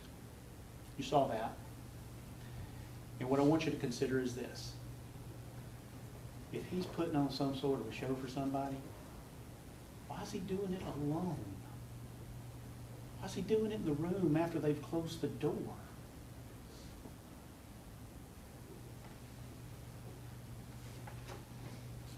Detective Stoddard's assessment of the entirety of what occurred that day was no emotion. No emotion. I'm not gonna re-show that 42-minute recording with between Ross and his wife. But if you want to see it again here in deliberation, you can ask the judge. Mr. Bourne told you in opening and today that really the only thing to consider here is whether this was malice. based on Ross's words, based on what Ross said, he's guilty of count 3. Well, obviously that's not true and that's not accurate, because you heard the interview, you followed along on the transcript, and what Ross said to the detectives over and over was, this was an accident. He pleaded with them every way he could to try to explain that. If it's an accident, it's not a crime. You're going to be given an instruction by the judge, definition of a crime. The defendant is charged with a crime against the laws of the state. A crime is a violation of a statute of the state in which there is a joint operation of an act or omission to act, and intention or criminal negligence. Why am I telling you that? Why is that important? Because it takes both the physical doing or not doing, and it takes what's up here and here as well. You've got to have both. That's why we have defense in this state of accident. Because if you do the act or don't do the act, which might otherwise constitute a crime, but you don't have in here or in here, the other part, it's not a crime. No person shall be found guilty of any crime committed by misfortune or accident in which there was no criminal scheme, undertaking, or intention or criminal negligence. Ross failed to take Cooper to daycare. That has never been an issue. He failed.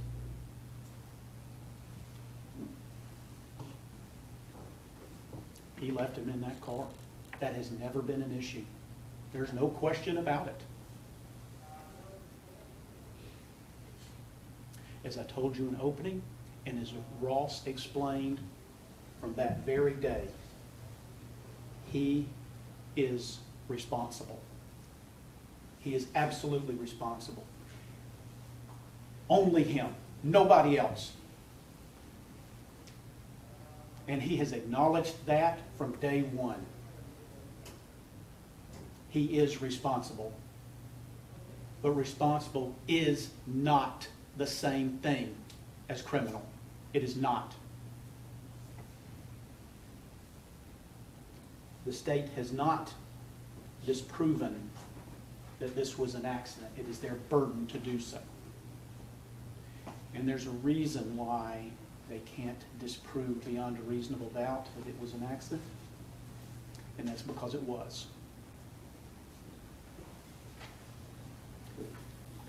Ross is charged with murder in 3 different ways, okay? And what you really need to understand is this: they're all the same. They are all the same.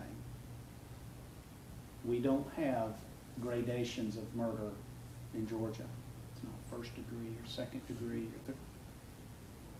Murder is murder is murder. Whether he's convicted of count 1, 2, or 3, if he's convicted of any count, they're all the same in Georgia. And you need to know that when you're considering his fate.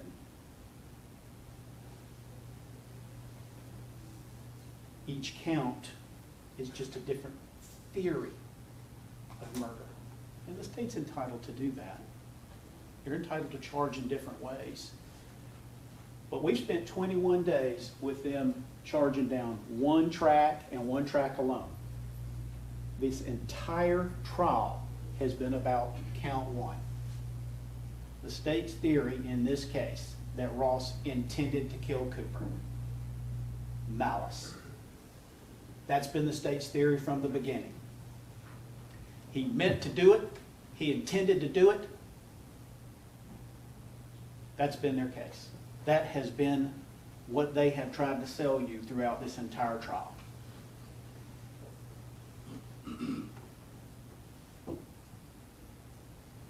And I think it's become very clear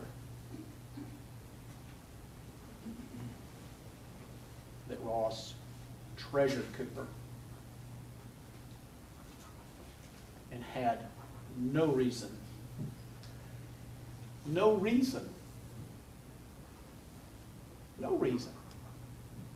to kill him.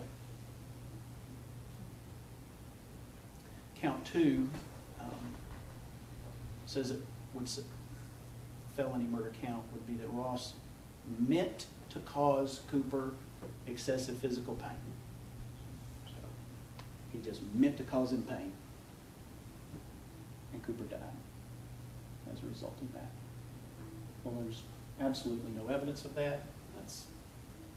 Nor was it the state's theory in the case. Count 3,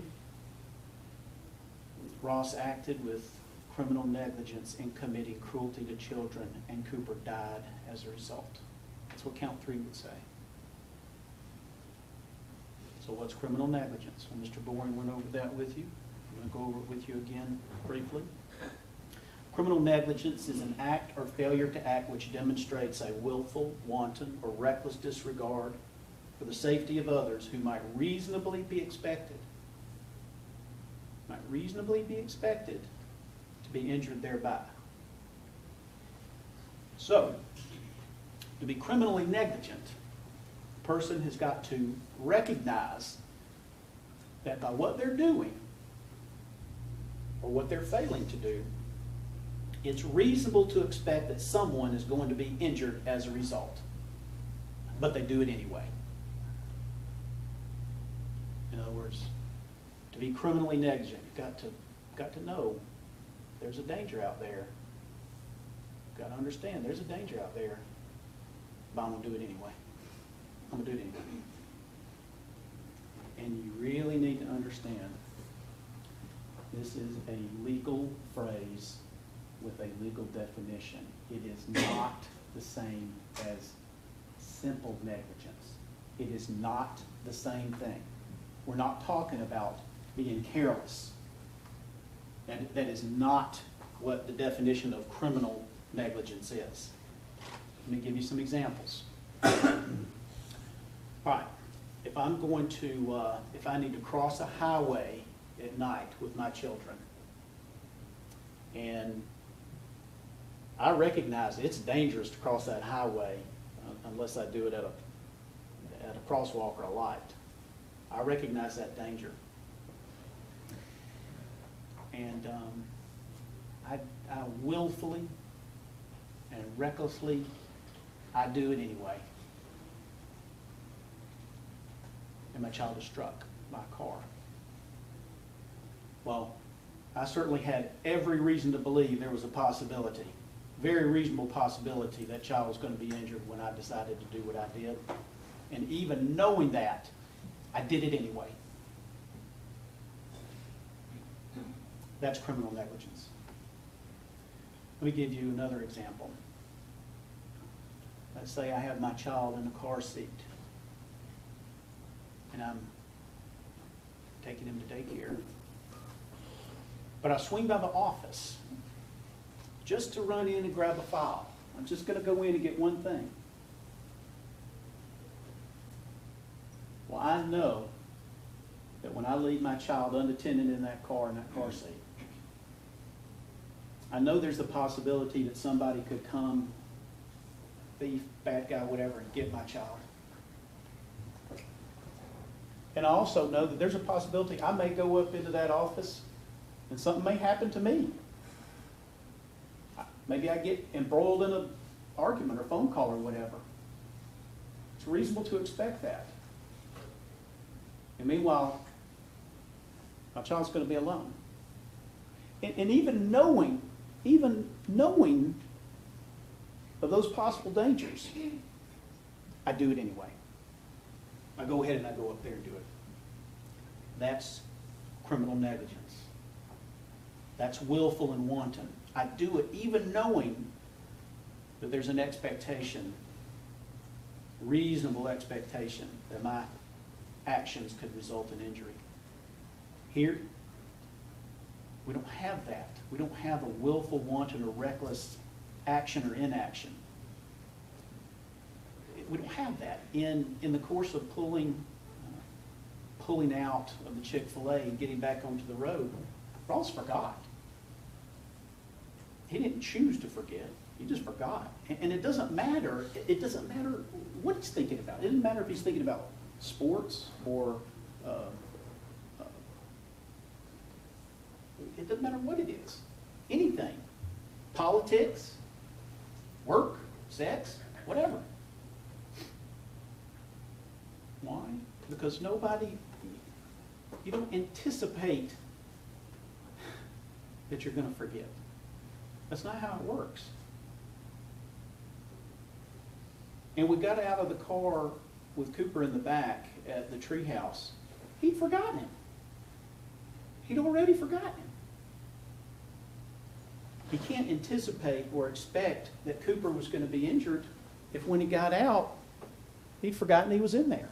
You see, without that knowledge, without that, when he got out of the car, if he didn't have absolute knowledge that Cooper was there, it can't be criminal negligence.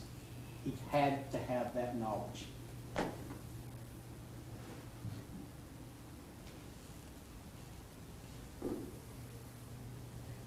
He forgot.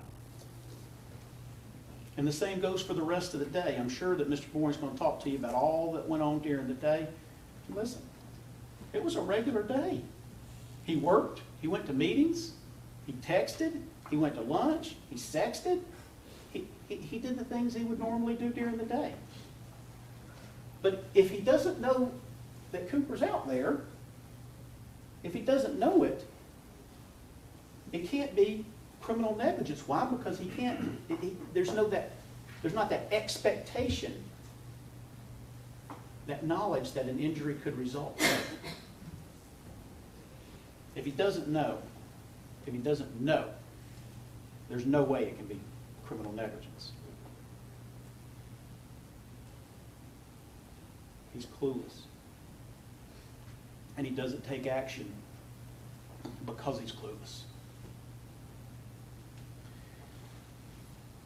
And of course, we heard from Dr. Brewer a little bit about false memory, how Ross would have had false memory of Cooper being in daycare during the day. Why? Because he took him all the time. Remember the example about brushing your teeth. Did we brush this morning? Well, we have a memory of it, but is that because we actually brushed this morning or because we brushed the last 50 mornings?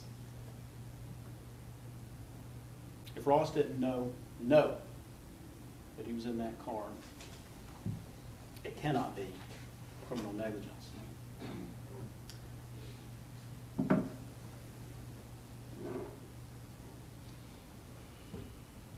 The state doesn't want to really address head-on quite a few enormous problems with their theory. First one I want to talk to you about is that there is no evidence of any kind of hatred or bad feelings or anger, whatever term you want to come up with, any term you come up with. There's no evidence that Ross expressed that toward his son. Every single witness that we heard from in the trial that had any knowledge of the relationship between Ross and Cooper, everyone testified that he was a loving, proud father. Obviously, the family did. Ross's ex-wife, her best friend Angie, Michael and Amy Bagents. You think Ross's ex-wife and her best friend Angie, you think they're going to come in here and testify for Ross? If for 1 second they didn't mean exactly what they said, that Ross loved that child more than anything, you think they would have ever come in here for him? Listen, Ross ruined that woman's life. He humiliated her in front of the world. He took her son away.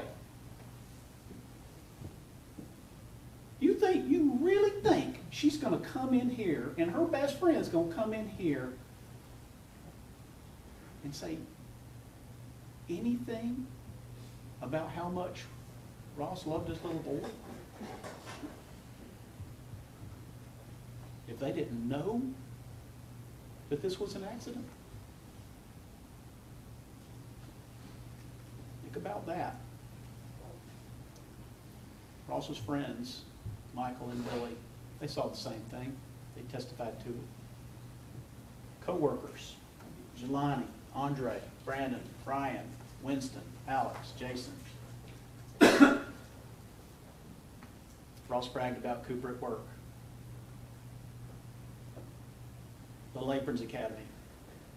These were the state's witnesses: Azure, Melanie, Kiata, Michelle. Every one of you, every single one of you have been in the position that these daycare workers at Little Aprons. Your Honor, I'm going to object asking them to put themselves in another person's position. That's completely inappropriate. I'll sustain the objection.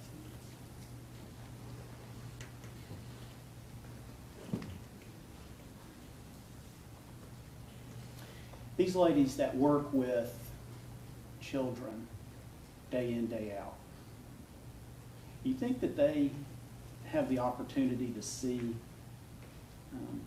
parents who are engaged in their children's lives, really engaged, and then see those parents who drop and run? You know, pick them up, get out of there. Now, what did they tell you? They said Ross was a loving father. He'd bring that little boy in and he'd get down on the ground with him. He'd play with him. He'd get him set up. He'd come visit him sometimes at lunch.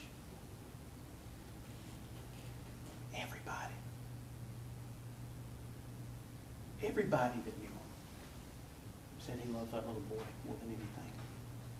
Well, what about these women on the internet? We certainly heard from Chelsea Doster. She agreed Ross said only positive, loving, reaffirming sentiments about Cooper. Jane Meadows, she was the scorned woman who Ross had previously been close to. What does she say? Cooper was his life. Bragged on Cooper all the time. Ross could not imagine a life without Cooper. Loved that baby more than I've seen him love anything. Loved Cooper so much, he wouldn't leave his wife. He wouldn't do that to Cooper. Even the anonymous people on Whisper. He's awesome. Let me show you something. All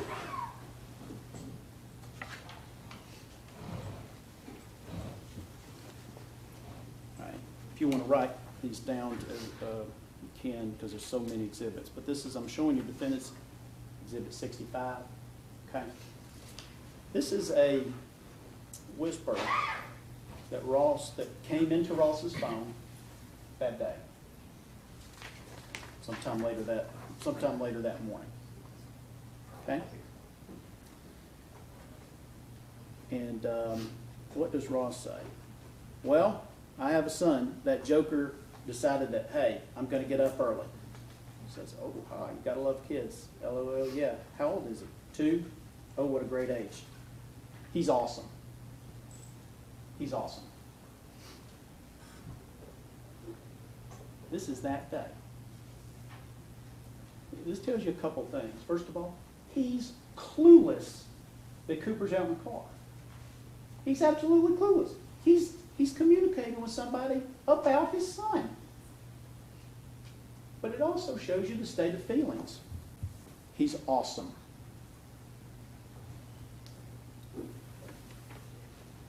So we've heard about the fact that Ross was living a double life. So I would suggest to you this: what we've heard from the people that these women that he communicated with, in whispers like this. If he was living a double life, there appeared to be a constant in both lives. And that was that he loved his little boy. You see, in both of these lives the state wants to tell you about that there's double lives. In both of them, there's something that's the same. Something that's very the same in both. And that's that he loved that little boy.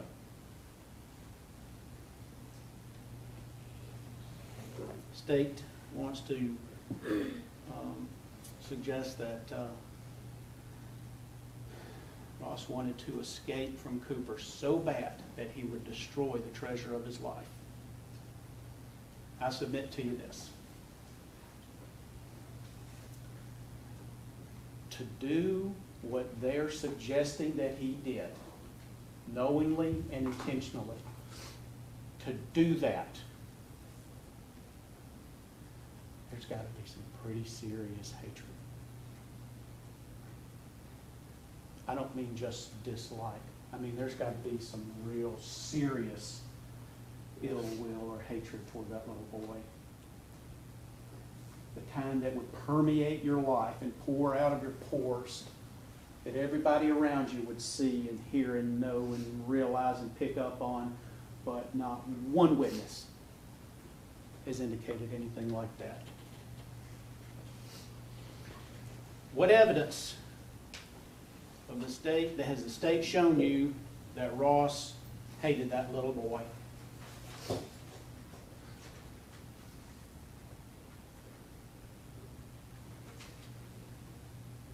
Who are the witnesses who rebutted all the testimony that Ross loved his little boy more than anything?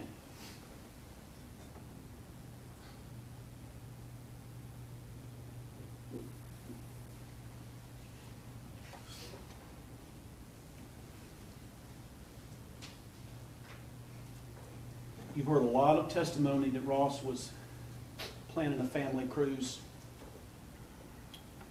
to include Cooper. And you're going to have to really do some mental gymnastics to get around this in the jury room to find Ross guilty of anything here. We heard from Michael Bagents, Ross's brother, Amy Bagents, Leanna Taylor, that during this beach trip on Memorial Day weekend, they talked about planning a cruise. And you heard from all of them. This is what Ross really wanted to happen. He wanted to do this family cruise. June the 9th, you heard there was a group chat where Ross was expressing this interest in getting a cruise together.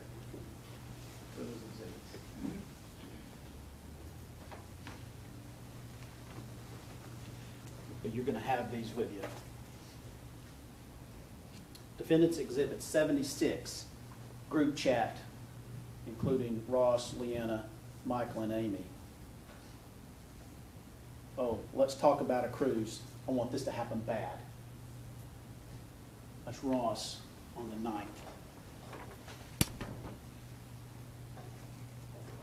June the 9th, Defendants Exhibit 77.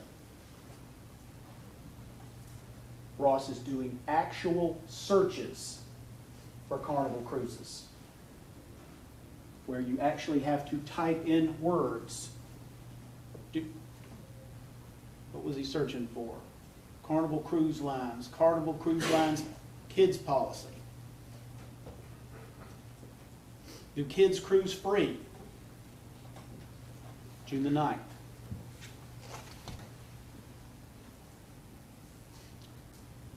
June the 17th.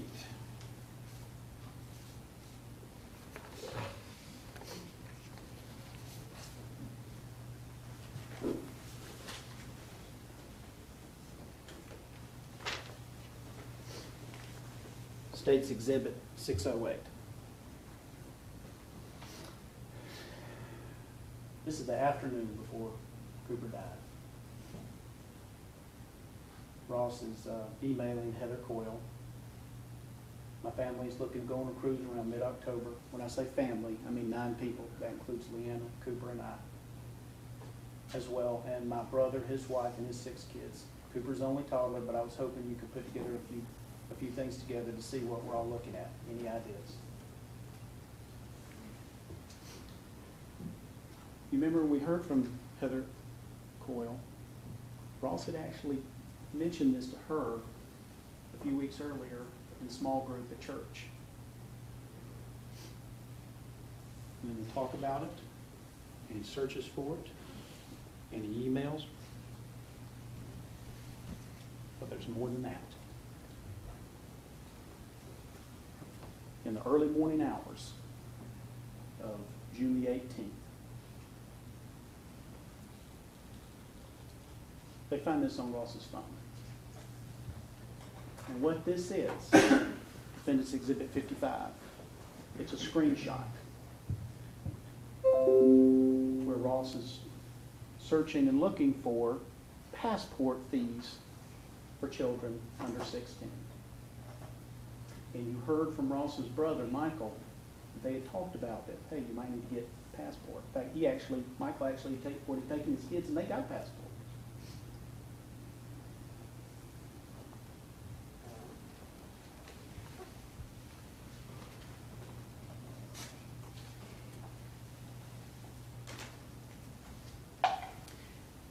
And of course, that very day of the 18th, when Heather Coyle emails him back with some information about Carnival Cruises, what does Ross do? He starts Googling information about Carnival Cruises again. Why? 1, he's planning a family cruise with Cooper.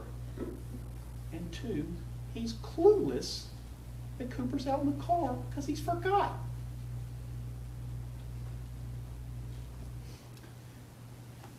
The police had this information. They knew about these emails on the 17th and 18th with Heather Coyle. And they never bothered to give her a call.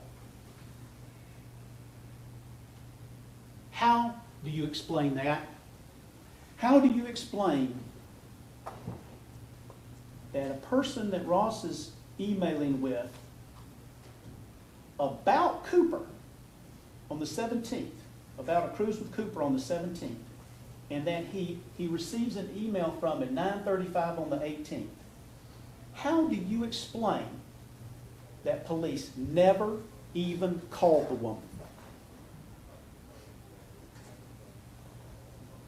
How do you explain that?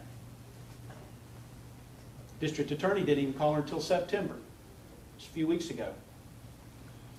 You know, they managed to wrangle up this woman from the University of Alabama that Ross had hooked up with a year, or more than a year, before Cooper died. They managed to wrangle her up, get her in here. Tell you how they hooked up in a car. But they didn't even bother to call the woman he was emailing with about Cooper in the hours before Cooper's death. So I will pose this question to you all. Was this investigation and prosecution a search for the truth? Was it? Or was it a search only for what was going to fit the state's theory? Ask yourself that. There's no way around the fact that in the hours before Cooper's death and the weeks before Cooper's death, Ross was planning a cruise to include Cooper. There is no way around it. And to find Ross guilty of murder, you basically have to just ignore it. You just have to ignore it. Like it was never even brought out.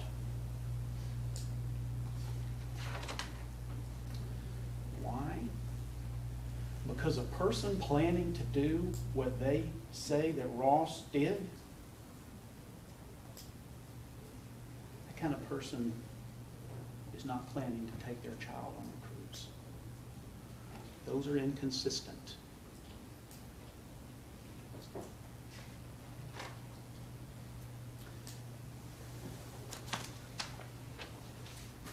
heard that Ross was working with Roger Webb to find a house in a good school district for Cooper. We brought Roger Webb in here. And he told you that Ross's primary issue, his primary concern in looking for a house was good school districts. That was what he was concerned with. Ross's coworkers knew he was looking for a house in good school districts for Cooper as well. He drove his brother Michael Bajits around, showing him the area where the good schools were located. You remember Michael was like, well, that's great, Ross, but I live in Tuscaloosa. Leanna told you, yeah, we were looking. Ross was ready to buy.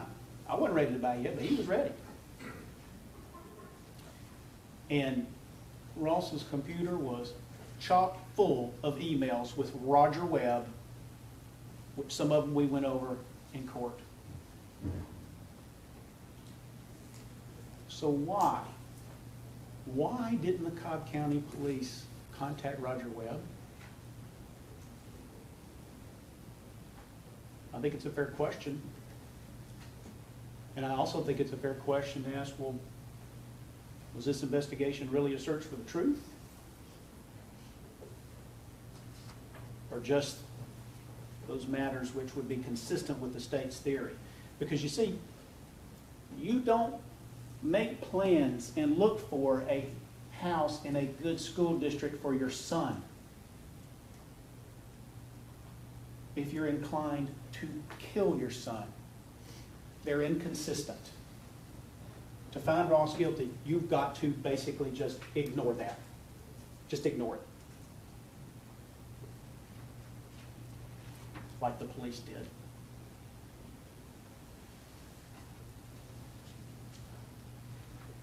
The state's theory in this case has been that Ross wanted to live a life free of family, free of wife and child, to do whatever he wanted to do. Run around, sext, do whatever. But the problem is, Ross was already doing whatever he wanted to do. He was already doing it. And the state has been very, very successful during the course of this trial in proving that. They proved over and over and over he's doing whatever he wanted to do. He was hooking up when he wanted, even when his wife was at home. The state's made a big deal out of this. They've made a huge deal out of the fact that Leanna's at home texting him about, when you're coming home, getting groceries or whatnot. And Ross is hooking up with Danielle Adore. Made a huge deal out of it. But it didn't stop him. Still did it. And as far as Ross was concerned, he kind of had a good thing going. Yeah, he complained about sex in his marriage a lot. But he enjoyed the family life part of it. We showed you all those pictures, those videos. He enjoyed that part. Enjoyed being a dad. And none of that, none of it interfered with his extramarital life. Didn't interfere. He was already doing what he wanted to do. So ask yourself this. If the state's right about this cockamamie theory that he intended to kill his son, what in the world does he gain? What does he gain? What has he accomplished? What is his reward? He's already doing whatever he wants to do.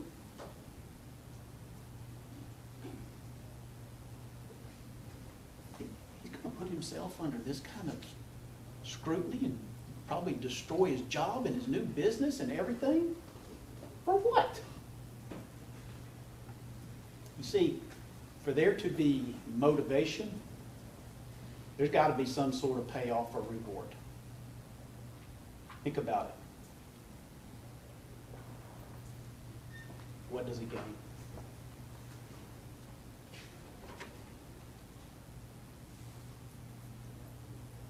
lot of the evidence in this case has come from Ross's phone or computers.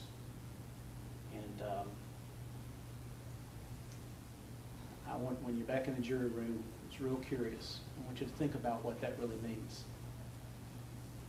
We know there's evidence of the Dr. Ernie Ward PSA video that was on Ross's computer, the link to it, which, by the way, you understand, Ross told the police he had seen that video. And under the circumstances he was being interviewed, it seems pretty normal that he would say, hey, I just saw this. I know about this stuff. Nonetheless, links on his computer. The Whisper app is on Ross's phone. Okay? The Kik messaging app is on Ross's phone. Ross made no effort to somehow wipe or get rid of the link to that video. And this is the real kicker. He doesn't even delete the Kik app on his phone. He doesn't delete the Whisper app. That's where all of this filthy information comes from. That's where it all comes from. And he doesn't even bother to delete the apps. And then that very day on the 18th, what does he do? He spends the day putting more filth on his phone. On the Kik app, on the Whisper app. He's adding to it. Leaving it there on his phone. All he's got to do is delete the app.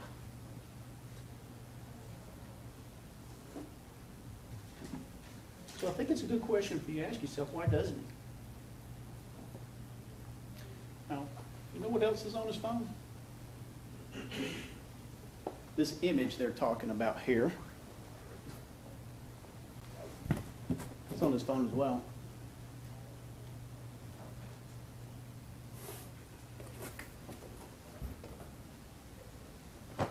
Makes no effort to delete any of that.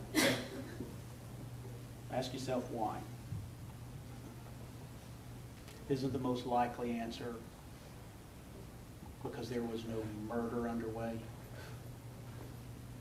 He's got no reason to think anybody's going to be looking on his phone. No reason at all.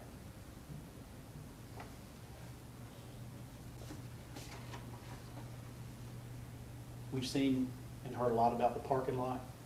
I want to bring it to your attention one more time.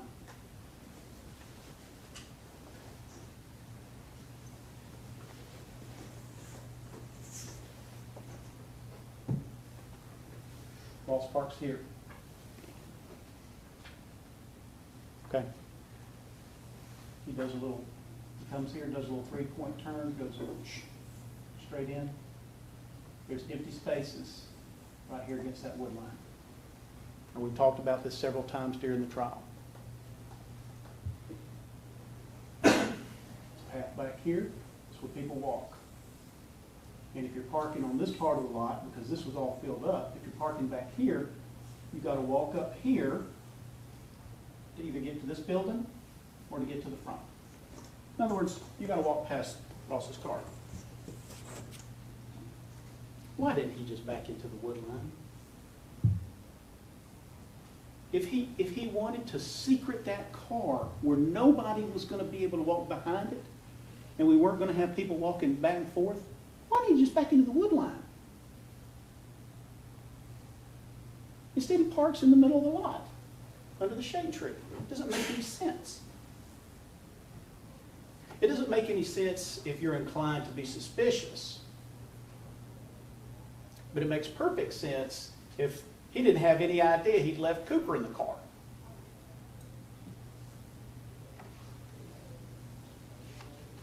Because he was just parking. We talked a lot about Ross's routine. You heard testimony about Ross's routine in the morning, routine of going to Chick-fil-A.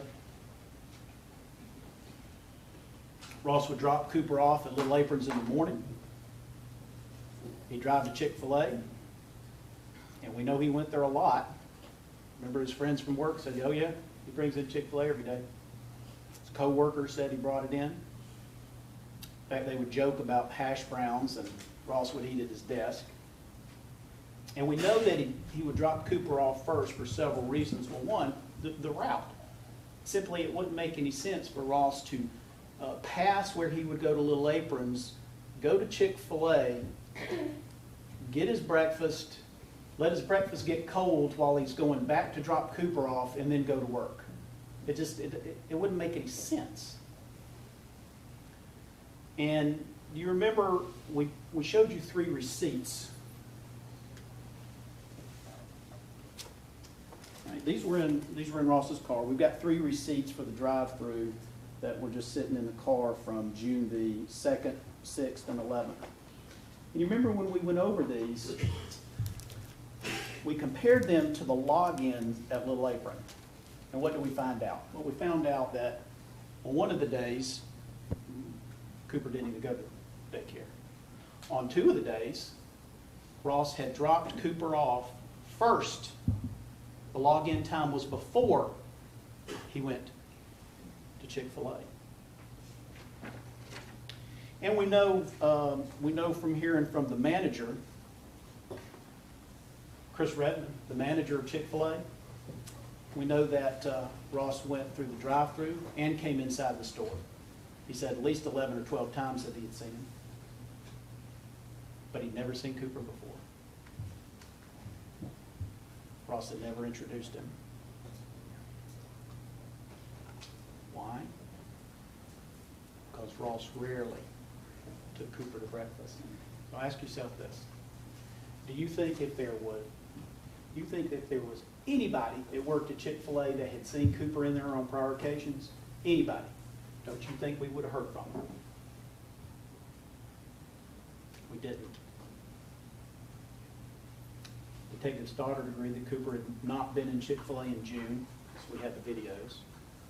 We know that Ross took him on March the 14th because there was that text to Leanna saying they were going to do their daddy-son breakfast.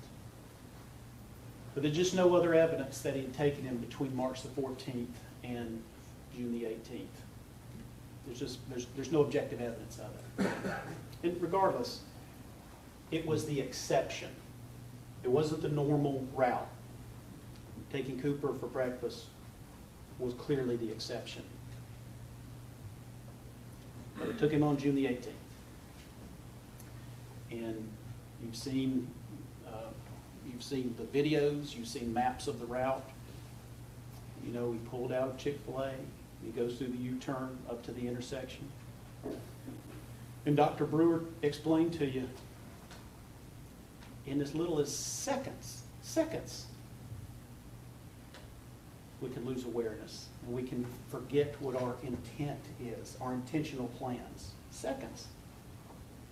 And you heard that when coupled with a distraction, something that requires our focus or concentration, like the U-turn, it further promotes that loss of awareness. He'd been through that intersection. Dr. Brewer told you, yeah, I mean, it's dangerous. You got to concentrate. You got to pay attention. And Ross had been through that intersection that U-turn many times. But it's different every time you go through it. Why? Because the traffic's different and you have to pay attention. You have to concentrate.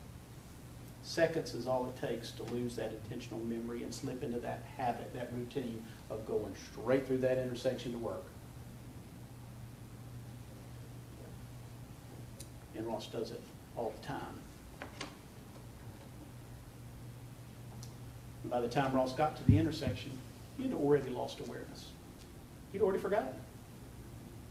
And by the time he pulled into work, he was already in his daily routine. The workday started. He talked about Cooper during the day. He texted about Cooper during the day. He saw images of Cooper during the day. But as Dr. Brewer explained, those weren't the kind of cues that challenged his memory, that challenged him that something's different. Something's not right. You see, he talked about his son every day. He saw a picture of his son every day. That doesn't tell him, I forgot to do something. It could, but it didn't. It wasn't the kind of cue that made him remember. Dr. Brew explained that we all have false memories. We talked about that. In this case in particular, Ross had taken Cooper to daycare so many times. He had lots of memories of that. You remember what he told Officer Piper? I could have swore I dropped him off. I could have swore I dropped him off.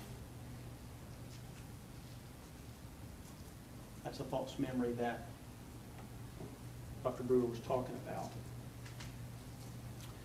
You know, he's a preeminent scientist and researcher in the area of memory. And I hope that you appreciate that we brought somebody like him in here to educate you on how memory works and how memory failure works. He's not a professional witness.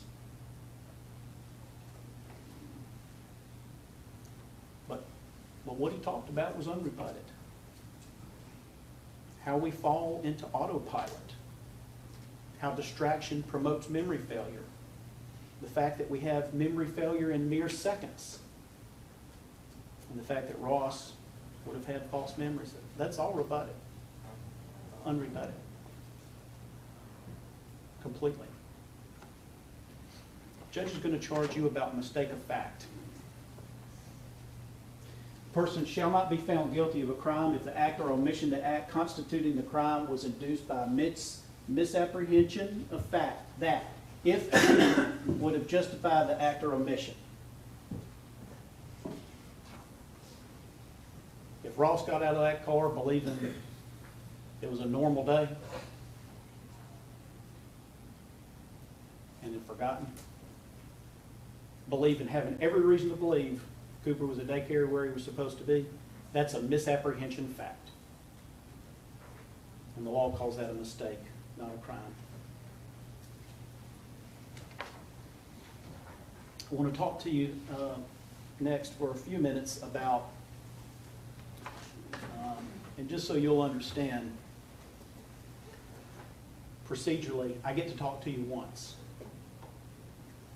The state gets to talk to you twice. They get to split it up.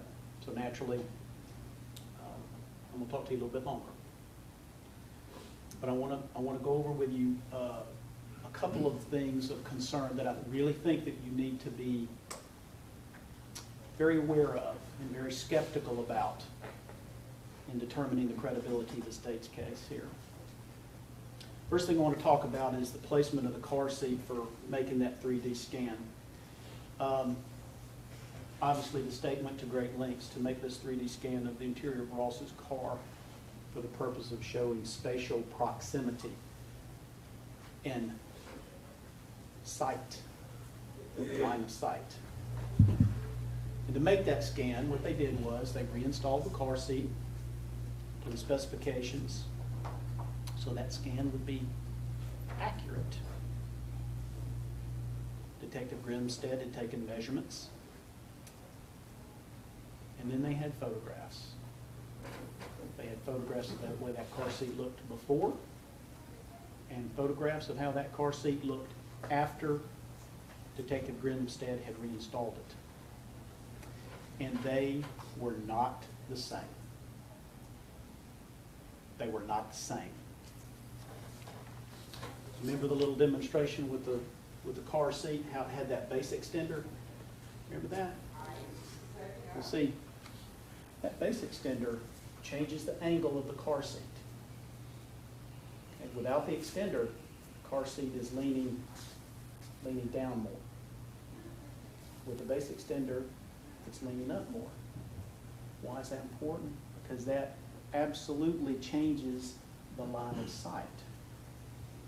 That changes what the driver may have been able to see or not see if they were looking. It's very significant. And all they had to do was look at those photos. That's all they had to do. Just look at the pictures and see they're not the same.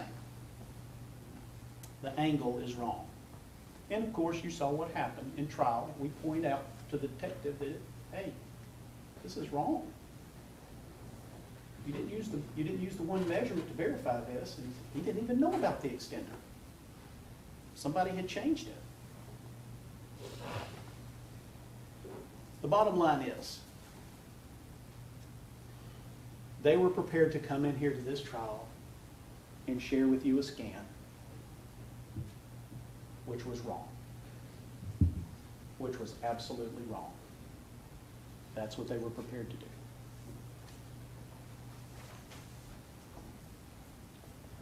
And if we hadn't pointed it out, that's exactly what would have happened. You would have been provided very false information. Of course, the state's going to stand back up and say, well, we took steps to make it right. This was an oversight. We took steps to make it right. So I think it's a fair question. I think it's a very fair question to ask.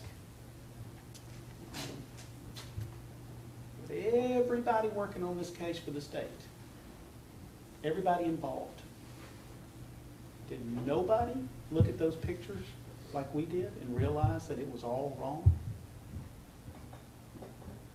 Nobody looked at it?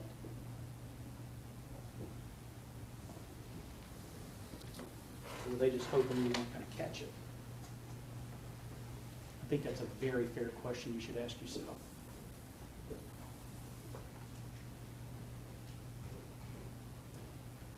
So the state then created another second 3D scan while we were in trial a couple weeks ago. And through that scan, of course, what they want to suggest to you is that Cooper's head is sticking way up above the top of the car seat so that he had to be seen. Had to be seen. Of course, what you have to do is you have to assume, again, that all measurements are correct. All measurements. Car seat, doll, everything. And you have, but you have no evidence of how that doll was placed in the car seat. None. Was that doll propped up real nice and high in that car seat? Or maybe more like a real child slumped down?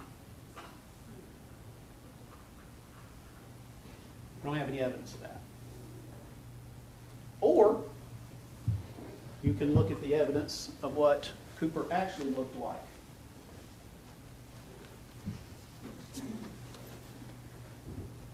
.174. This was taken by Leanna Taylor's mom on April the 20th. She looked in her phone, verified through properties. This is when it was taken. She remembered when it was taken. She was with her grandson on June the 5th again. And she said, this is exactly how he looked in the car seat. Leanna Taylor told you the same thing. She said, this is how he looked in that car seat.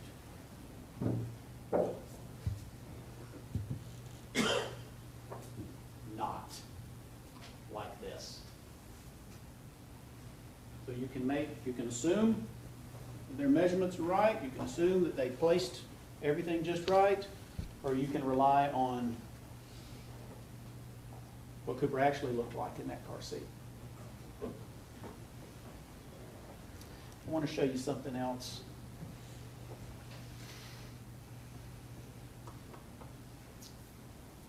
Let me show you something else about the scan. We want to be accurate, right? I mean, that's what we heard from the state. We want to be accurate. Take a look at this.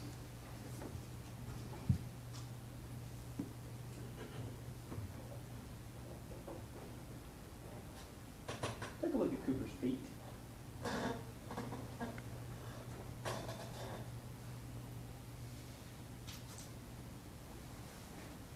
What do you notice about Cooper's feet?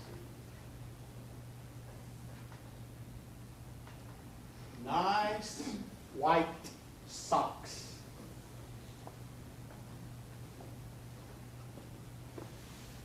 nice white socks. Oh, this is a good picture to show you just how dramatically different the evidence would have been in the original scan if we hadn't pointed out the error. See how different? So look at this. That almost looks like neon coming off that child's foot, doesn't it? Bright white sock. Why? It's easy for us to see a nice bright white sock. No tinted windows, light coming in, it's all illuminated in a bright white sock. Almost looks like you could see it from across the room, doesn't it? But the problem is that's not accurate.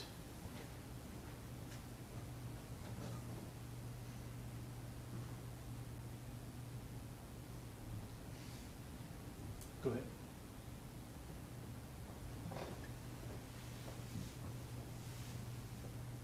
That's what he was wearing. Blue shoes. Gives a much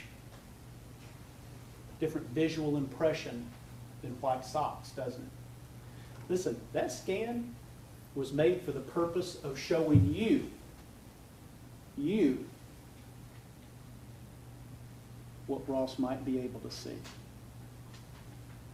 That's the purpose of it. And what they do is, bright white socks, brightest thing on the screen, when in fact he was wearing dark shoes.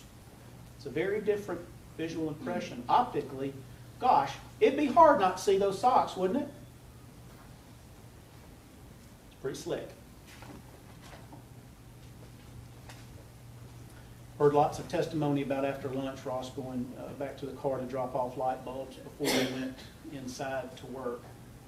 We heard that after seeing the video. Detective Stoddard testified in July of 2014, and he said, he's all the way inside the frame. He's in there. He has a clear view. You didn't hear that what he had previously testified to was, well, while Ross was walking near the car, he has a clear view. No. No. Detective Stoddard swore under oath, he's in there, he has a clear view. A clear view while he's inside the car. Let's look at the video again. Let's see what Detective Stoddard saw.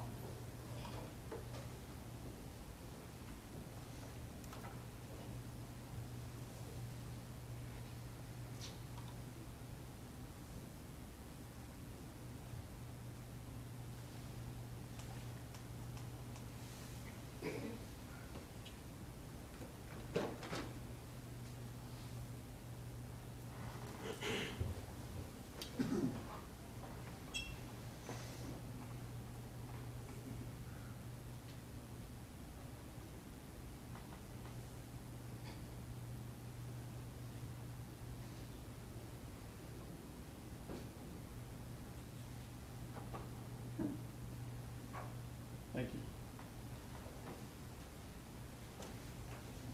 One arm, dump those light bulbs, door closed, seconds. And as you can see for yourself, he's not in there. He doesn't have a clear view. You can see very clearly, very, very clearly, his head, it never goes, Ross's head never goes below that roof line. So I think it's a very fair question to ask you this. When the detectives in this case take a stand and they swear to tell the truth, the whole truth, and nothing but the truth, is it? I think that's a real fair question.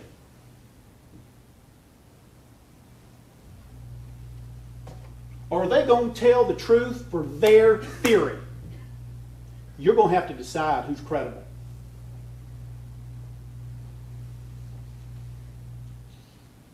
Let me help you answer that question. You remember we heard from Greg Sanders? He was the corporate security officer at Home Depot. He spends his days looking at these kinds of videos. And he looked at this video. And what did he say? He saw one arm go in the car. Head never came below the roof line. He's not inside the car. Of course, Mr. Sanders isn't a Cobb County police officer. He's got no stake. Recall the testimony of Walter Pineda, who did the photo enhancements on these very same Home Depot surveillance videos. What did he see? One arm go in the car, Ross's head above the roof line. He's not a Cobb County police officer. It's very clear. Ross never looks in that car. He never gets in that car. His head is never goes below the roof line. He never hesitates. It's 3 or 4 seconds. He never looks back.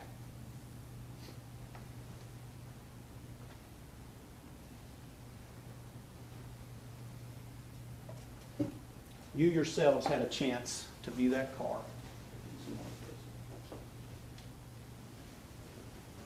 We call it a jury view. And every one of you saw the car seat in that car. Easily. Because you were looking for it. Every one of you knew that car seat was going to be in the car. Every one of you was looking for it.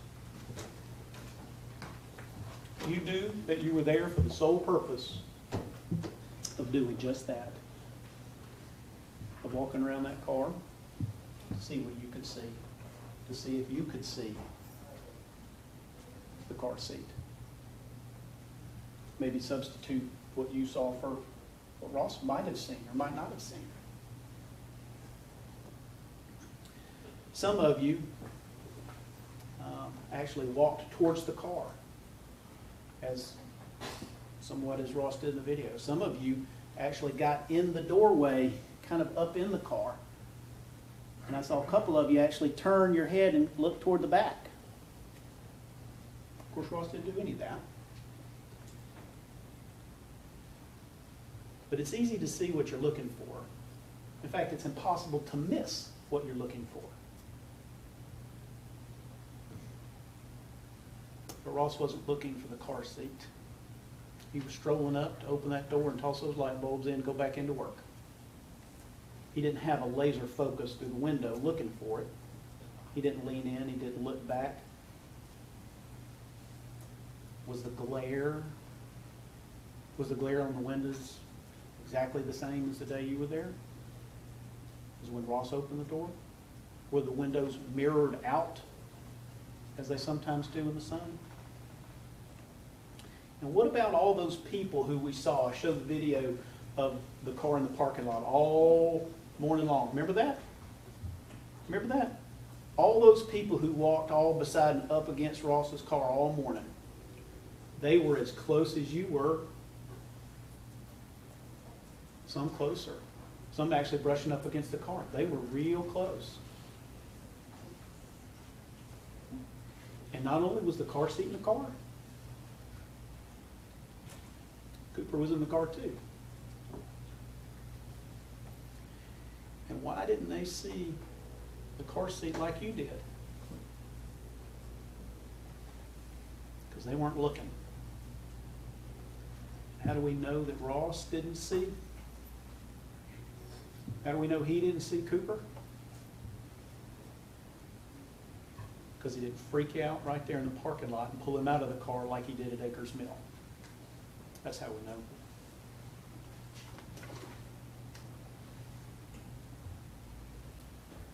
Your testimony, Detective Stoddard, suggested to you that when Ross walked back to the tree house after closing that door after lunch, it's possible that he turned to look at a person walking past him with his peripheral vision. And of course, what they want to suggest to you is he's got knowledge that Cooper's in the car, and so therefore when somebody walks by, he's checking them out. That's what they want to suggest to you. Takes the stand and says, it's possible. It's possible. Let's take a look at the video again.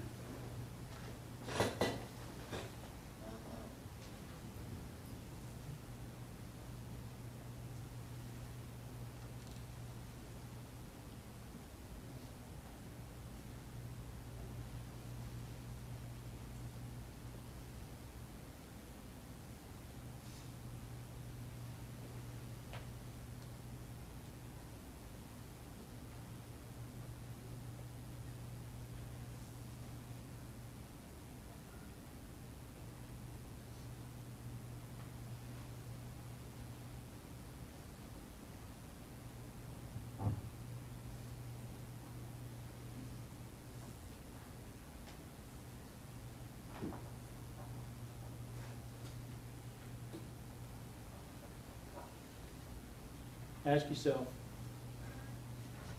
being misled again? It's real clear he doesn't turn his head. It's real clear he can't see something that's behind him. And it's real clear he's on the phone. Two witnesses you heard from that were not police officers, Greg Sanders and Walter Pineda, they looked at that video. No, they didn't see him turn his head. They didn't see him turn around. They didn't see him look behind him. Detective Stoddard testifies, I can't tell if he's on his phone. I can't be sure. I want to be accurate. But his own report says Ross was on the phone. And we've got a video of Ross walking into the building on his phone. You kind of get the feeling that maybe detectives are going to say anything they can to make it seem that Ross is doing something suspicious.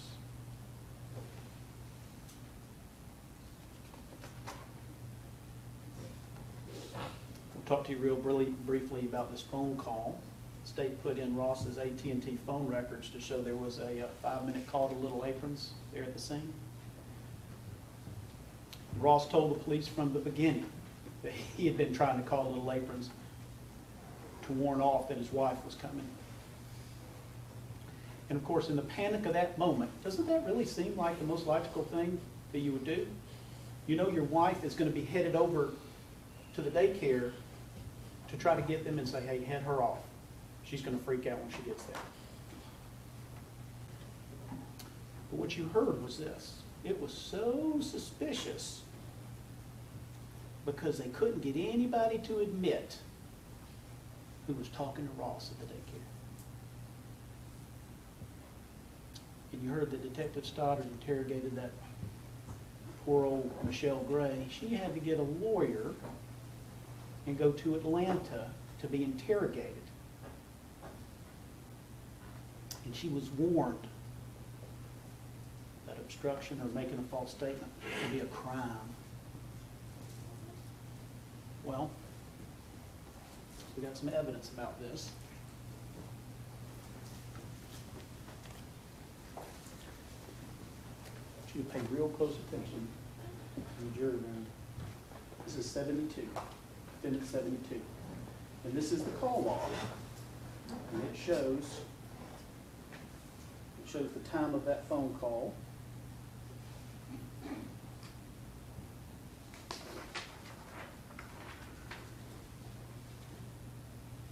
Or 25:57. Just before that, there was a 26-second call to Home Depot, to Little Aprons. Okay. Phone call at 4:25:57, lasting 5 minutes and 13 seconds. But then we get the CAD. This is the recording of all the activity of that call out to the scene. And what do we find out?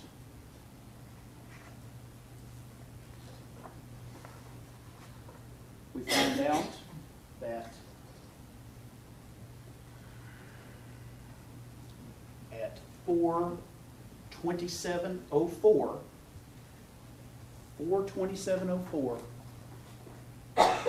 Ross is detained. This is Exhibit 73. He's detained. So we'll do the simple math. And what that tells us is, during this suspicious phone call,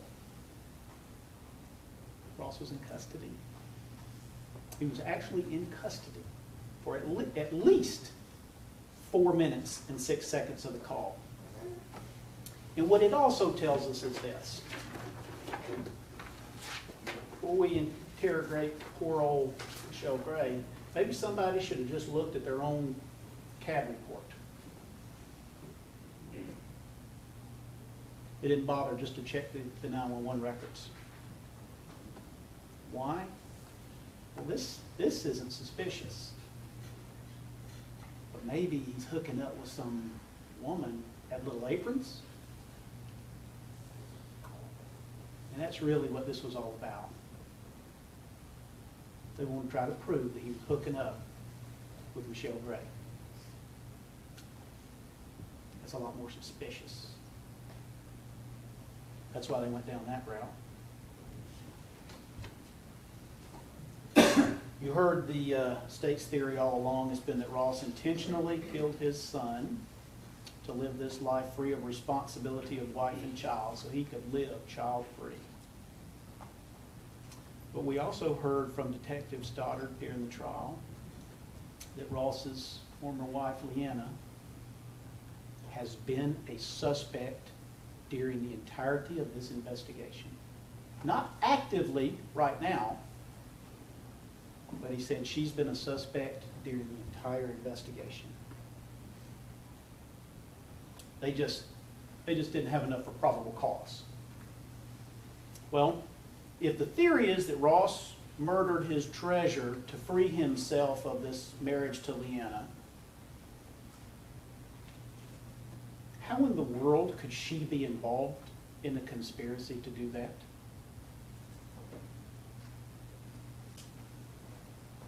How is that possible?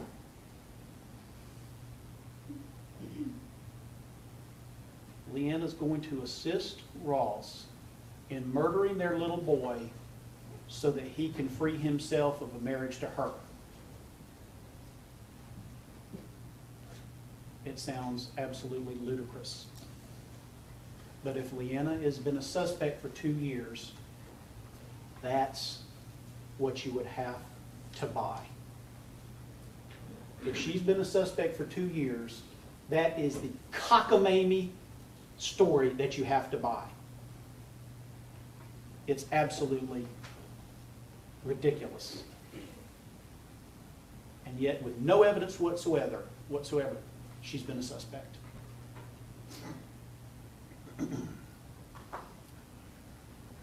Did you kind of get the feeling that detective was really just itching to tell us that she's still a suspect? Did any of you get that feeling? We just hadn't had probable cause. Well, like Ross, she didn't cry enough in front of them. She didn't grieve enough in front of them on the worst day of her life. So she's a suspect. You heard in the opening statements that there was going to be testimony about a stench of death in Ross's car. This suggestion obviously being that, well, Ross had to know there was a dead child in his car. Had to. If there's a stench of death. You heard that in July of 2014, Detective Stoddard testified in the hearing that hours after Cooper had been removed from the car, he noticed a, quote, a foul odor. It smelled like decomposition or death. And then we heard about a detectives meeting that happened about a year later, which included some discussion about this foul odor of decomposition, death. And shortly thereafter, this is a year later, Detective Grimm said, writes a report that, oh yeah, I forgot to note in my report that there was this odor. And their boss, Lieutenant Farrell, who concluded that this couldn't be an accident before any investigation was done, he wrote a report, and he said he smelled a unique smell of a deceased body when he got in close proximity, not in the car, in close proximity to the car. And that's real important. He said he even smelled gases coming off the body. Well, it's a funny thing. Nobody else smelled this odor of death or decomposition they're talking about. Remember Shumpert? Shumpert was the CSI detective. He was right there, down there with Cooper's body for an extended period of time with the investigator for the medical examiner's office, which is in the doorway of the car. He went all around taking pictures for an extended period of time. What did he tell you? He smelled a diaper. He smelled a diaper. The medical examiner investigator, Martin Jackson, his job is solely to work death scenes. That's his job. He told you he grew up in the funeral home business. He smelled urine. Firemen, EMS, responding officers, bystanders. One person testified they smelled a soiled diaper. Most significantly, Dr. Friss, the medical examiner who had examined tissues under a microscope in this case, told us, don't believe you have decomposition smell per se. I don't believe the odor would be the same as the odor of a dead body, like in his morgue. Maybe a stale odor of breathing and sweating urine and flatulence. Of course, after, if you remember this, after the medical examiner testified, Detective Stoddard kind of backed off his prior testimony from 2014 and explained, well, when I said decomposition, I didn't mean that like in a medical sense. I didn't really mean decomposition when I said decomposition. And ultimately, he finally just agreed, yeah, it's possible Ross didn't smell a thing. He finally just agreed, yeah. It's possible he didn't smell a thing. It's hardly the resounding stench of death that we heard about in opening statements. But I think the takeaway from this is that those detectives most invested in the case, in the outcome, Detective Stoddard, his boss. They reported smelling what they wanted to smell. Despite what everybody else couldn't smell, they reported what they wanted to smell. Why? Because it fit their theory. State presented a post-certified officer who does computer forensic work named Jim Persinger. And what he had to report was that he looked at the Dr. Ernie Ward PSA video and confirmed that Ross had accessed the video just as Ross told the police. And he confirmed that Ross did not search for it. He clicked on a link on the Reddit page. And listen, there's an enormous difference that I don't want you to lose sight of here. There's an enormous difference between pulling your home page up or your Reddit page and seeing a trending video and clicking on it to look at it, and Googling, typing in specific words, looking for hot car video or whatever the words may be. There was no search. It was a trending video that came up on his page.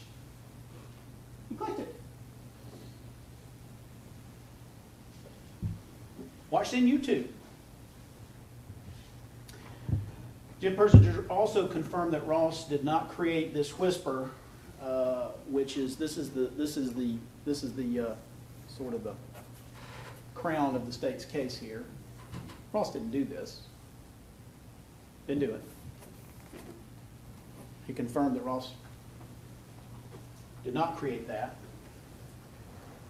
But what was the real reason for his testimony? Why was he here? If you recall that Mr. Persinger kept saying he dug a little deeper.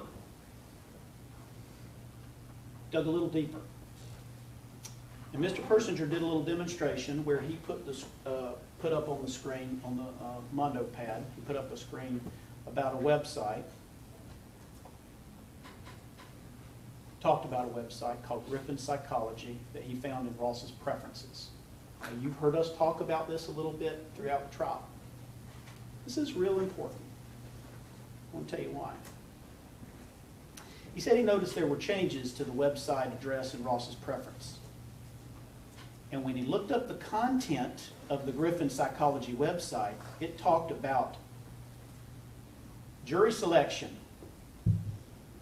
interviewing witnesses, forensics. Remember back to when you heard that testimony? It sounded real suspicious, didn't it? when those words came out of his mouth. Jury selection, interviewing witnesses, forensics. And that sounds really suspicious. The person who told you that showed that Ross was crafty. Because after all, he had dug a little deeper, cross-referenced.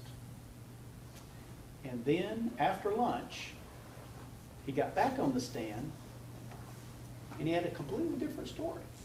He told us that, well, he'd reviewed the contents of the Griffin Psychology website that morning for his testimony, in case Mr. Evans or we asked him about it. And it was just an example. It was just an example. You have all the thousands of URLs that were in Ross's devices. That's the one he picked. To talk to you about the contents of it. Let me say this just as plainly as I can. There was no legitimate reason whatsoever for him to discuss the contents of the Griffin Psychology website. None. There was no example to be made of anything. None. Nothing. Except to suggest something nefarious. Jury selection, interviewing witnesses, forensics. Of course, we now know the whole little demonstration was basically designed, well, it was a fraud. It was a fraud. Let's call it what it was. Ross was a web developer for Griffin Psychology. He's the one that worked on their website. They were a client.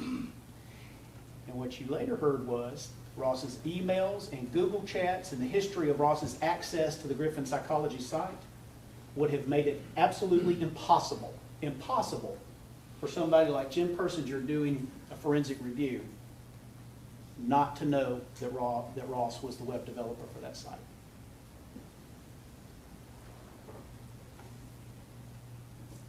I think you need to keep that in mind, that little show that was put on. You need to keep that in mind when you consider credibility. Told you that Ross searched for a product called a VPN, a company called PrivateInternetAccess.com. It's a virtual private network. Well, it's a tool that's used to secure information across users, share data with others while working in the public without people hacking you, basically, and getting your information. And of course, Persinger brought that up to you and suggested that Ross searching for this product was somehow nefarious, somehow illicit. But of course, what we find out is Ross is a web developer, and he and his friends are building a business, a web development business. And they've got clients that they have to secure information. And they work at different locations. And they have to communicate about these things privately. And they were in the process of pursuing clients such as Dr. Keating.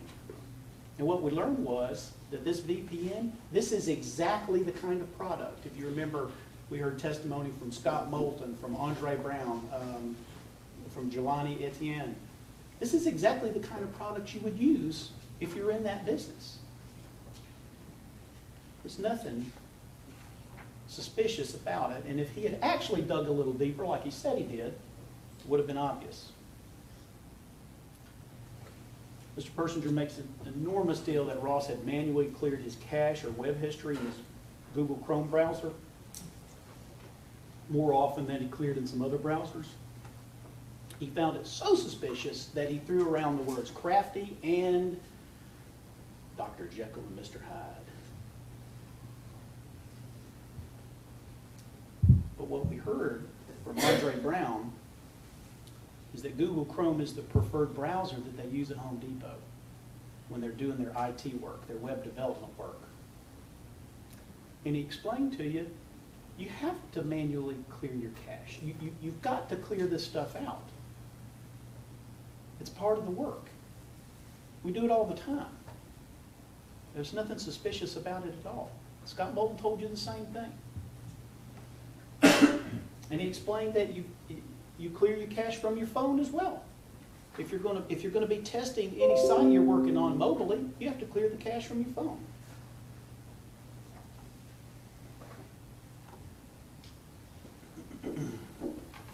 You heard from Scott Moulton, clearing your cache. We're not talking, it doesn't wipe your computer. It frees up memory. According to Persinger, this very routine part of being a web developer was crafty and made Ross like Dr. Jekyll and Mr. Hyde.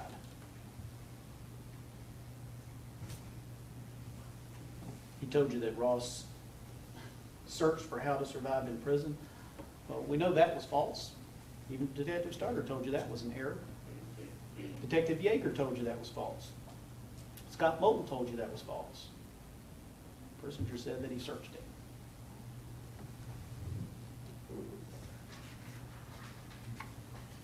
I submit you were misled start to finish with the entirety of his testimony.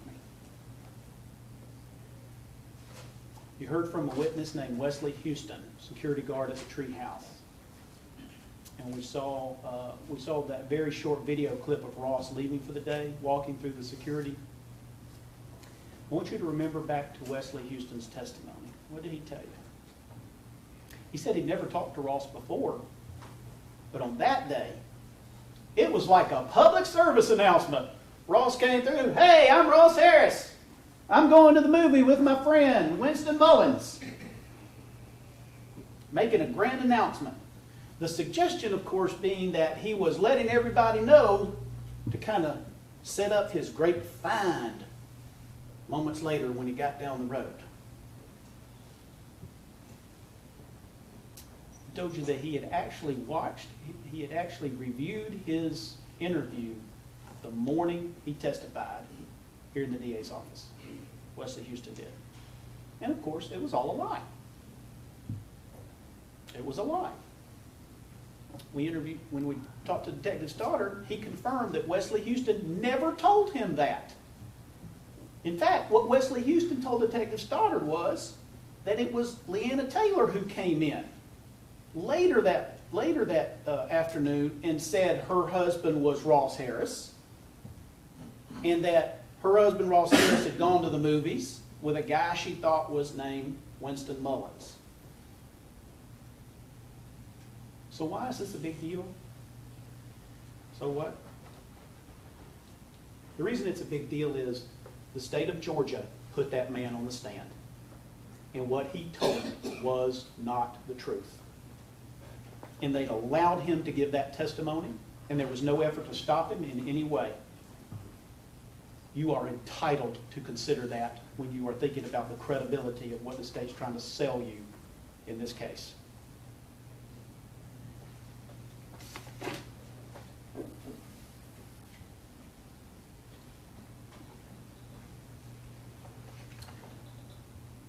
You heard about Ross clicking the posts in child-free subreddit, allegedly some forum for those people who don't want children. And we heard that in July of 2014, Detective Stoddard believed that this was evidence of motive. Then at trial, you remember Detective Yeager took the stand and he presented these child-free sites, put it up on the Mondo board. And as it turns out, what he told you was, yeah, Ross clicked on these.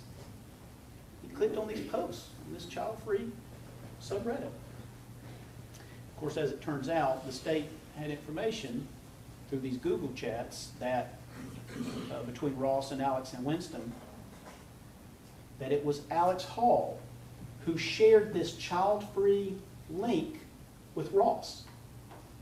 It was Alex Hall who did that as a joke moments before Ross had gone and clicked on those posts. And what was Ross's response? Grossness. This evidence of motive, clicks on child-free Reddit, were a big fat joke that Ross found gross. And Detective Stoddard couldn't tell us when he found out that information, when he knew this grand evidence of motive was bogus. But we know this, he never wrote a report about it. I think it's fair for you to ask yourself, were the police just hoping that Kilgore wouldn't find out about it? Well, he did.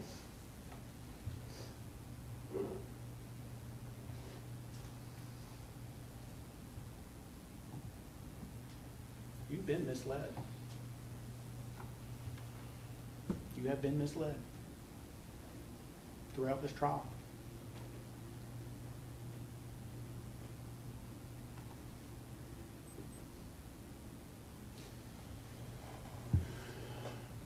Thomas Jefferson. I consider trial by jury as the only anchor ever imagined by man by which government can be held to the principles of its Constitution. As jurors, your responsibility is to hold the state accountable. You hold them to their burden. And if you recognize or see a pattern of misleading in any way, effort to mislead you, you are to remember that when determining credibility in that jury room.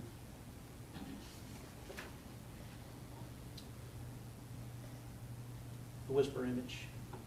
In opening statements, that was front and center of the state's case. I hate being married with the kids, the novelty is worn off, and I have nothing to show for it. That's the centerpiece, okay? And the centerpiece isn't even something that Ross wrote.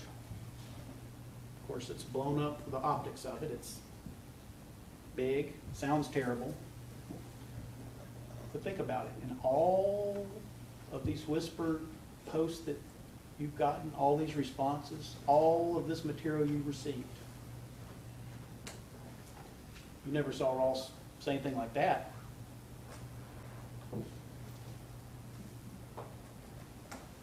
But he did respond. And what did he do? Well, he does what Ross does. He engages. He tries to connect, reaffirming responses. I mean, why does he even do these whispers? Why would anybody do them? They want to connect. They want to engage. I miss having time to myself. I miss having time to myself and going out with friends. That sounds exactly like something Ross would say. My wife gets upset when I want to go out with friends. It certainly sounds like something Ross would say. I love my son and all, but we both need escapes. Sounds exactly like Ross. But what he doesn't say is what the state suggests that he's saying. I love my son and all, but I'm about to murder him in the next 15 minutes. That's essentially what the state is telling you that says. Yeah, not bad with the response. I love my son and all, but I'm about to murder him in the next 15 minutes. Of course, he doesn't say that. And it doesn't suggest that either. And then the last bit of the dialogue was agreed, hug, we both need that. So here's what you're to believe that Ross has done. He is in the throes of committing a murder. He is actively in the throes of committing a murder. And he responds with hug. Hug. It's preposterous. It's absolutely preposterous. And then the last line, we both need that. That's Ross being Ross. You're just connecting with somebody. You're going to have all of these whispers to look through. You're going to see that's the constant theme throughout. It's connecting with somebody. There's evidence that Ross responded to whisper posts all day long. This wasn't the only one. He was doing this all day. All morning, throughout the day. Random subjects, trying to connect. You heard he talks all the time. He doesn't have somebody to talk to. He's connected online. An opening statement, we showed you several of these posts, these whisper posts that he responded to. And apparently I got the time wrong on one of them in opening. Doing the UTC calculation. Of course, y'all saw during the trial I couldn't keep my left from my right a couple of times either. The bottom line is, we put all those in evidence. We put those in evidence, those whispers that he had done on the 18th. And you're going to see for yourself. This was just one of many random whisper posts that he responded to throughout the day. And the state wants you to completely ignore the sentiment, of course, I love my son. And they just want to focus on this word, escape. Let's focus on that word. Escape. And they want you to make this leap. That the word escape there, what it really means is murder. Because that's the little bridge that has to be built to get from the word escape to what they're trying to tell you. He doesn't say that. We showed you the post from 1045 where he says Cooper's awesome. Now the state doesn't want you to believe that that's true. Well, that's not true. Escape means murder, but when he says his son is awesome, that's not true. Only the things we want you to say is true, be true or true. And they want you to ignore that he was planning a cruise with Cooper hours earlier. Ignore that there was no person on the planet who could that would say that Ross had ever said an unkind word about his son. Ignore that even the woman who he humiliated in front of the world, that's why, come in here and tell you he loved that little boy more than anything.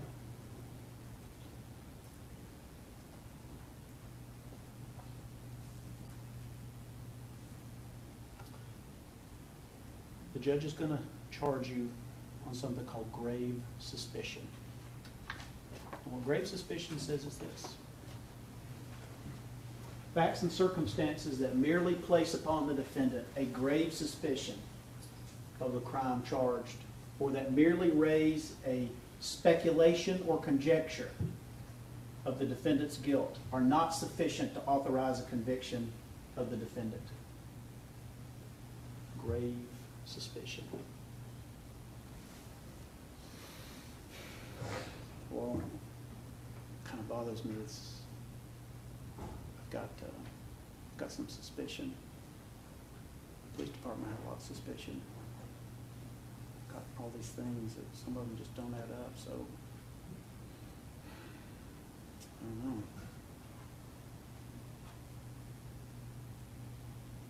Just going to tell you that that is not sufficient. That is not sufficient to convict a grave suspicion. That is not sufficient to undo the state's burden to disprove that this was an accident. The burden is on the state. The state's told you in opening and in closing that their case is about death, deception, and double life. But the truth is, this case has always been about demeanor and dirt. Ross didn't act the way they thought that he should. He didn't talk the way that they thought he should. His demeanor wasn't how they thought he should have acted. Even though he was frantic at the scene. Frantic. Screaming. Even though there's plenty of video of him weeping aloud when he's alone.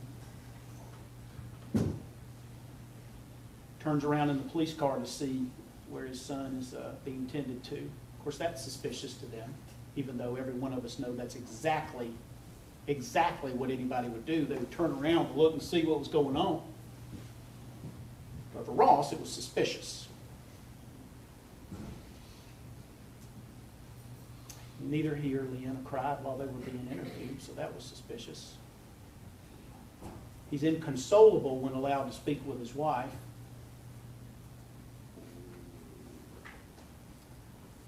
Stoddard didn't see any real tears. We don't have to bring a psychiatrist in here to explain to what you already know. We don't know. None of us know how we would react to any particular trauma. We don't know. We think we do. We don't know how anybody would react, because everybody reacts differently. Ross and Leanna, they reacted very differently than a lot of us might. We don't condemn them for that. One thing we do know is that Ross had a very different kind of personality from all of his friends and family we talked to. He was a different guy. His wife told us he was very even-keeled. He wasn't a crier. She had never seen him cry anything like that. If you want to watch that again, you can ask and see a broken man, inconsolable. And no matter what words he said, it's not going to satisfy the police department, it's not going to satisfy the state. No matter what he said, it was the wrong thing to say. She had never seen him like that before. Officer Stoddard, Detective Stoddard doesn't know Ross. Officer Piper doesn't know Ross. That kid that sold his story to the National Enquirer, he don't know Ross. But Ross's demeanor wasn't what they thought it should be. Have you ever known anybody that was a little different? Have you ever been the one that was a little different? Well, ask yourself this. Is there any evidence that Leanna Taylor is guilty? No. Yet she exhibited far less emotion than Ross did. Far less. She was under control, very strong in that room. Because she was obviously in shock. But because of her demeanor, she's been a suspect. The state has brought you plenty of dirt about Ross's extramarital sex life with Sexton. We told you in opening. He's absolutely earned every bit of the shame coming his way. And the shame just kept getting heaped on him. He's earned it. No doubt about it. His adultery and sexting is reprehensible. Period. It's despicable. We're not going to justify it in any way.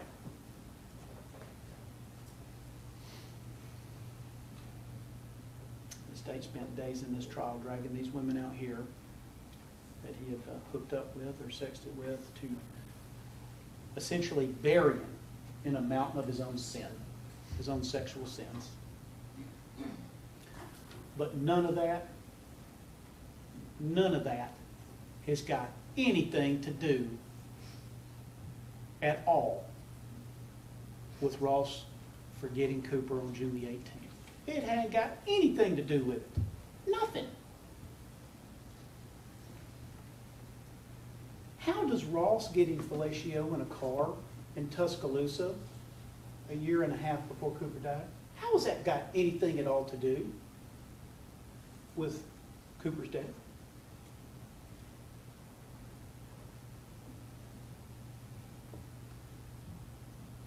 We all see exactly what this is all about.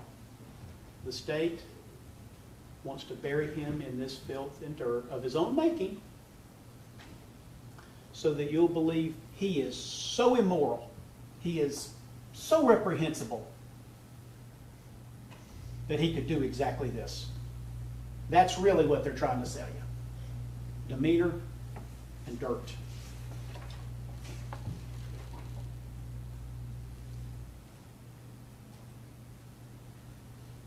problem is the evidence that Ross Love Cooper is unrebutted. Their presentation of demeanor and dirt is desperation. I want to talk to you real briefly about your options in this case.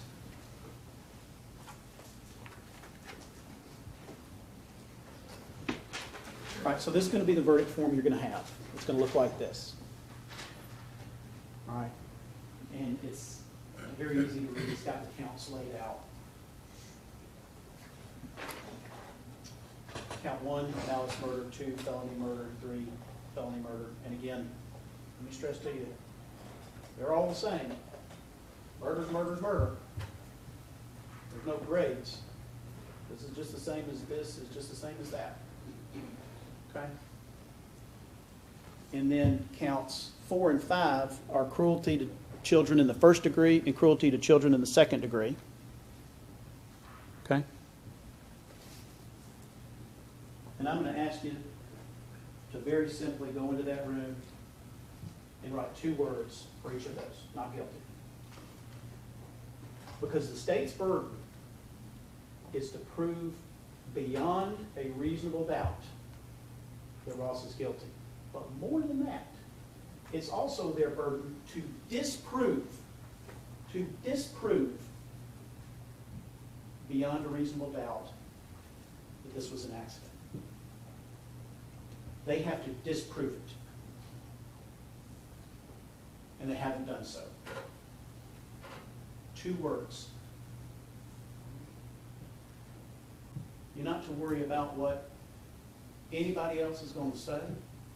You're not to worry about media or your family or anybody else who hadn't sat in these seats that you have.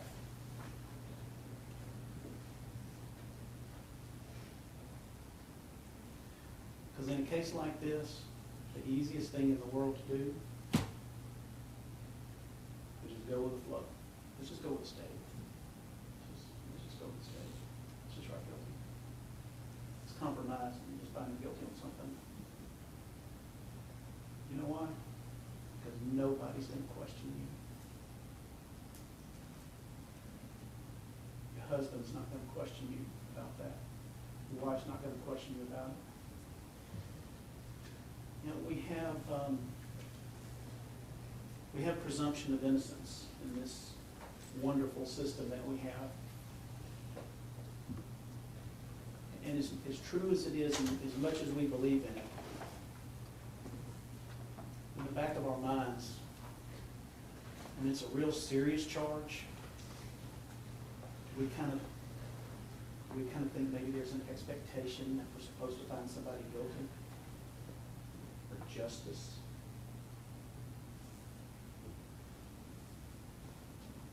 We're humans.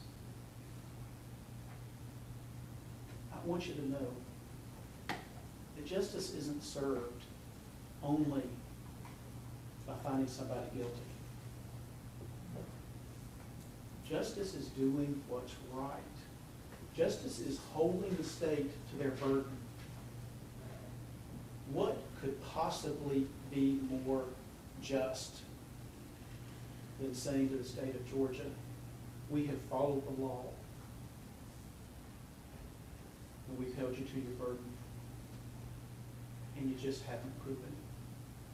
You haven't disproven that this was an accident. What could possibly be a more beautiful example of justice and doing the hard thing and writing those 2 words? Because the state hasn't proven it and because he's not guilty. The last 3 counts involved criminal attempt to commit a felony, sexual exploitation, dissemination of harmful material to minors. You get back there, look through the evidence, and you decide the state's proven their case on that, you would write the word guilty. Ross Harris will reap the whirlwind.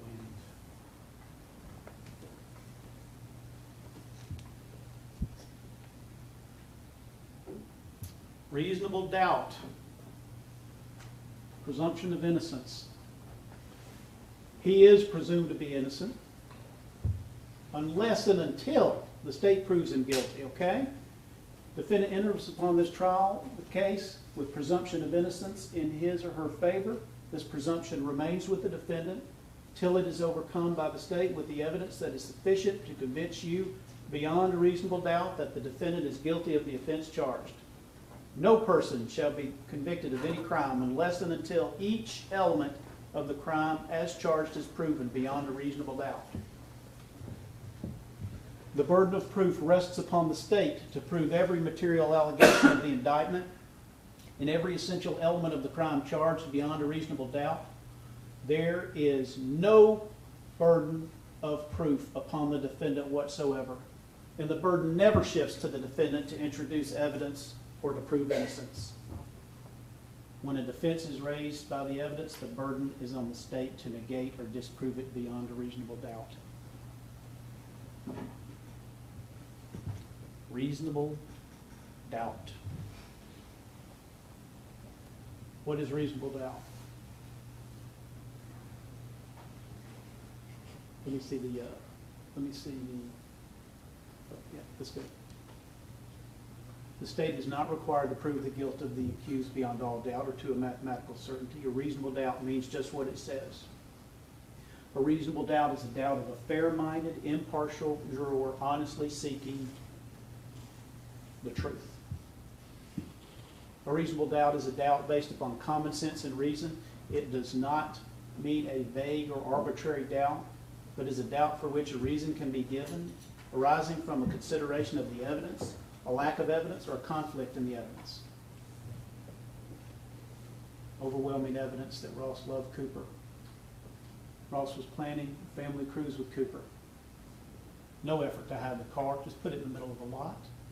Unrebutted expert testimony that memory failure occurs within seconds. No effort to delete the Whisper or Kick apps from his phone. No effort to wipe the hard drive or history of the PSA video.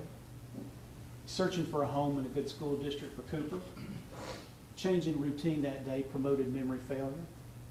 Ross tried to get Elizabeth Smith to hook up with him that very day. Ross had nothing to gain by killing his son. These are just 10 reasonable doubts. Do you have any doubts? You only have to find one.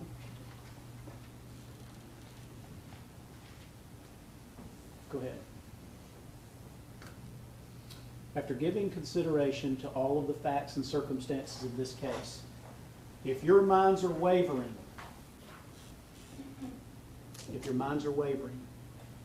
unsettled, or unsatisfied, then that is a doubt of the law and you should acquit the defendant. But if that doubt does not exist in your minds as to the guilt of the accused, you would be authorized to convict. Authorized to convict. If the state fails to prove the defendant's guilt beyond a reasonable doubt, it would be your duty to acquit. If the state hasn't proven it, and they haven't disproven accident, it is your duty under the law to write 2 words, not guilty.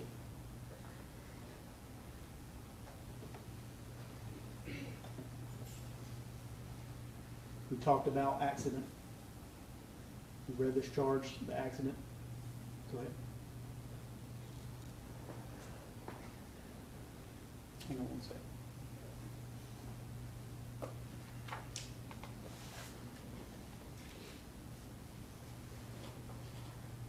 Go ahead. Play the video.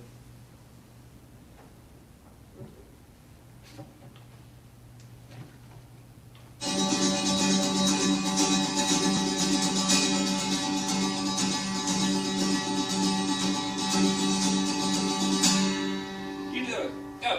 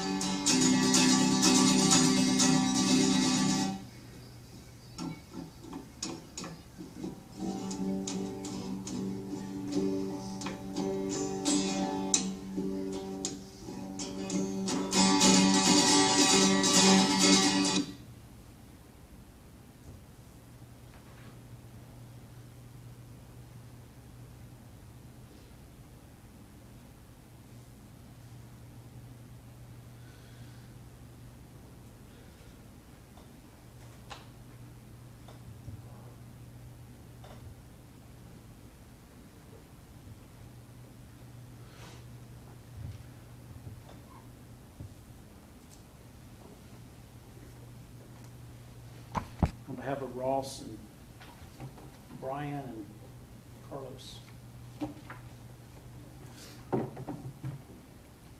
We trust you.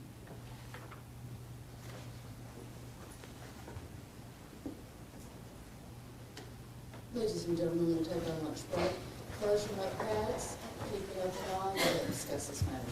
Enjoy your lunch, enjoy your taste. Let's all rise for the jury, please. Please watch your step going down.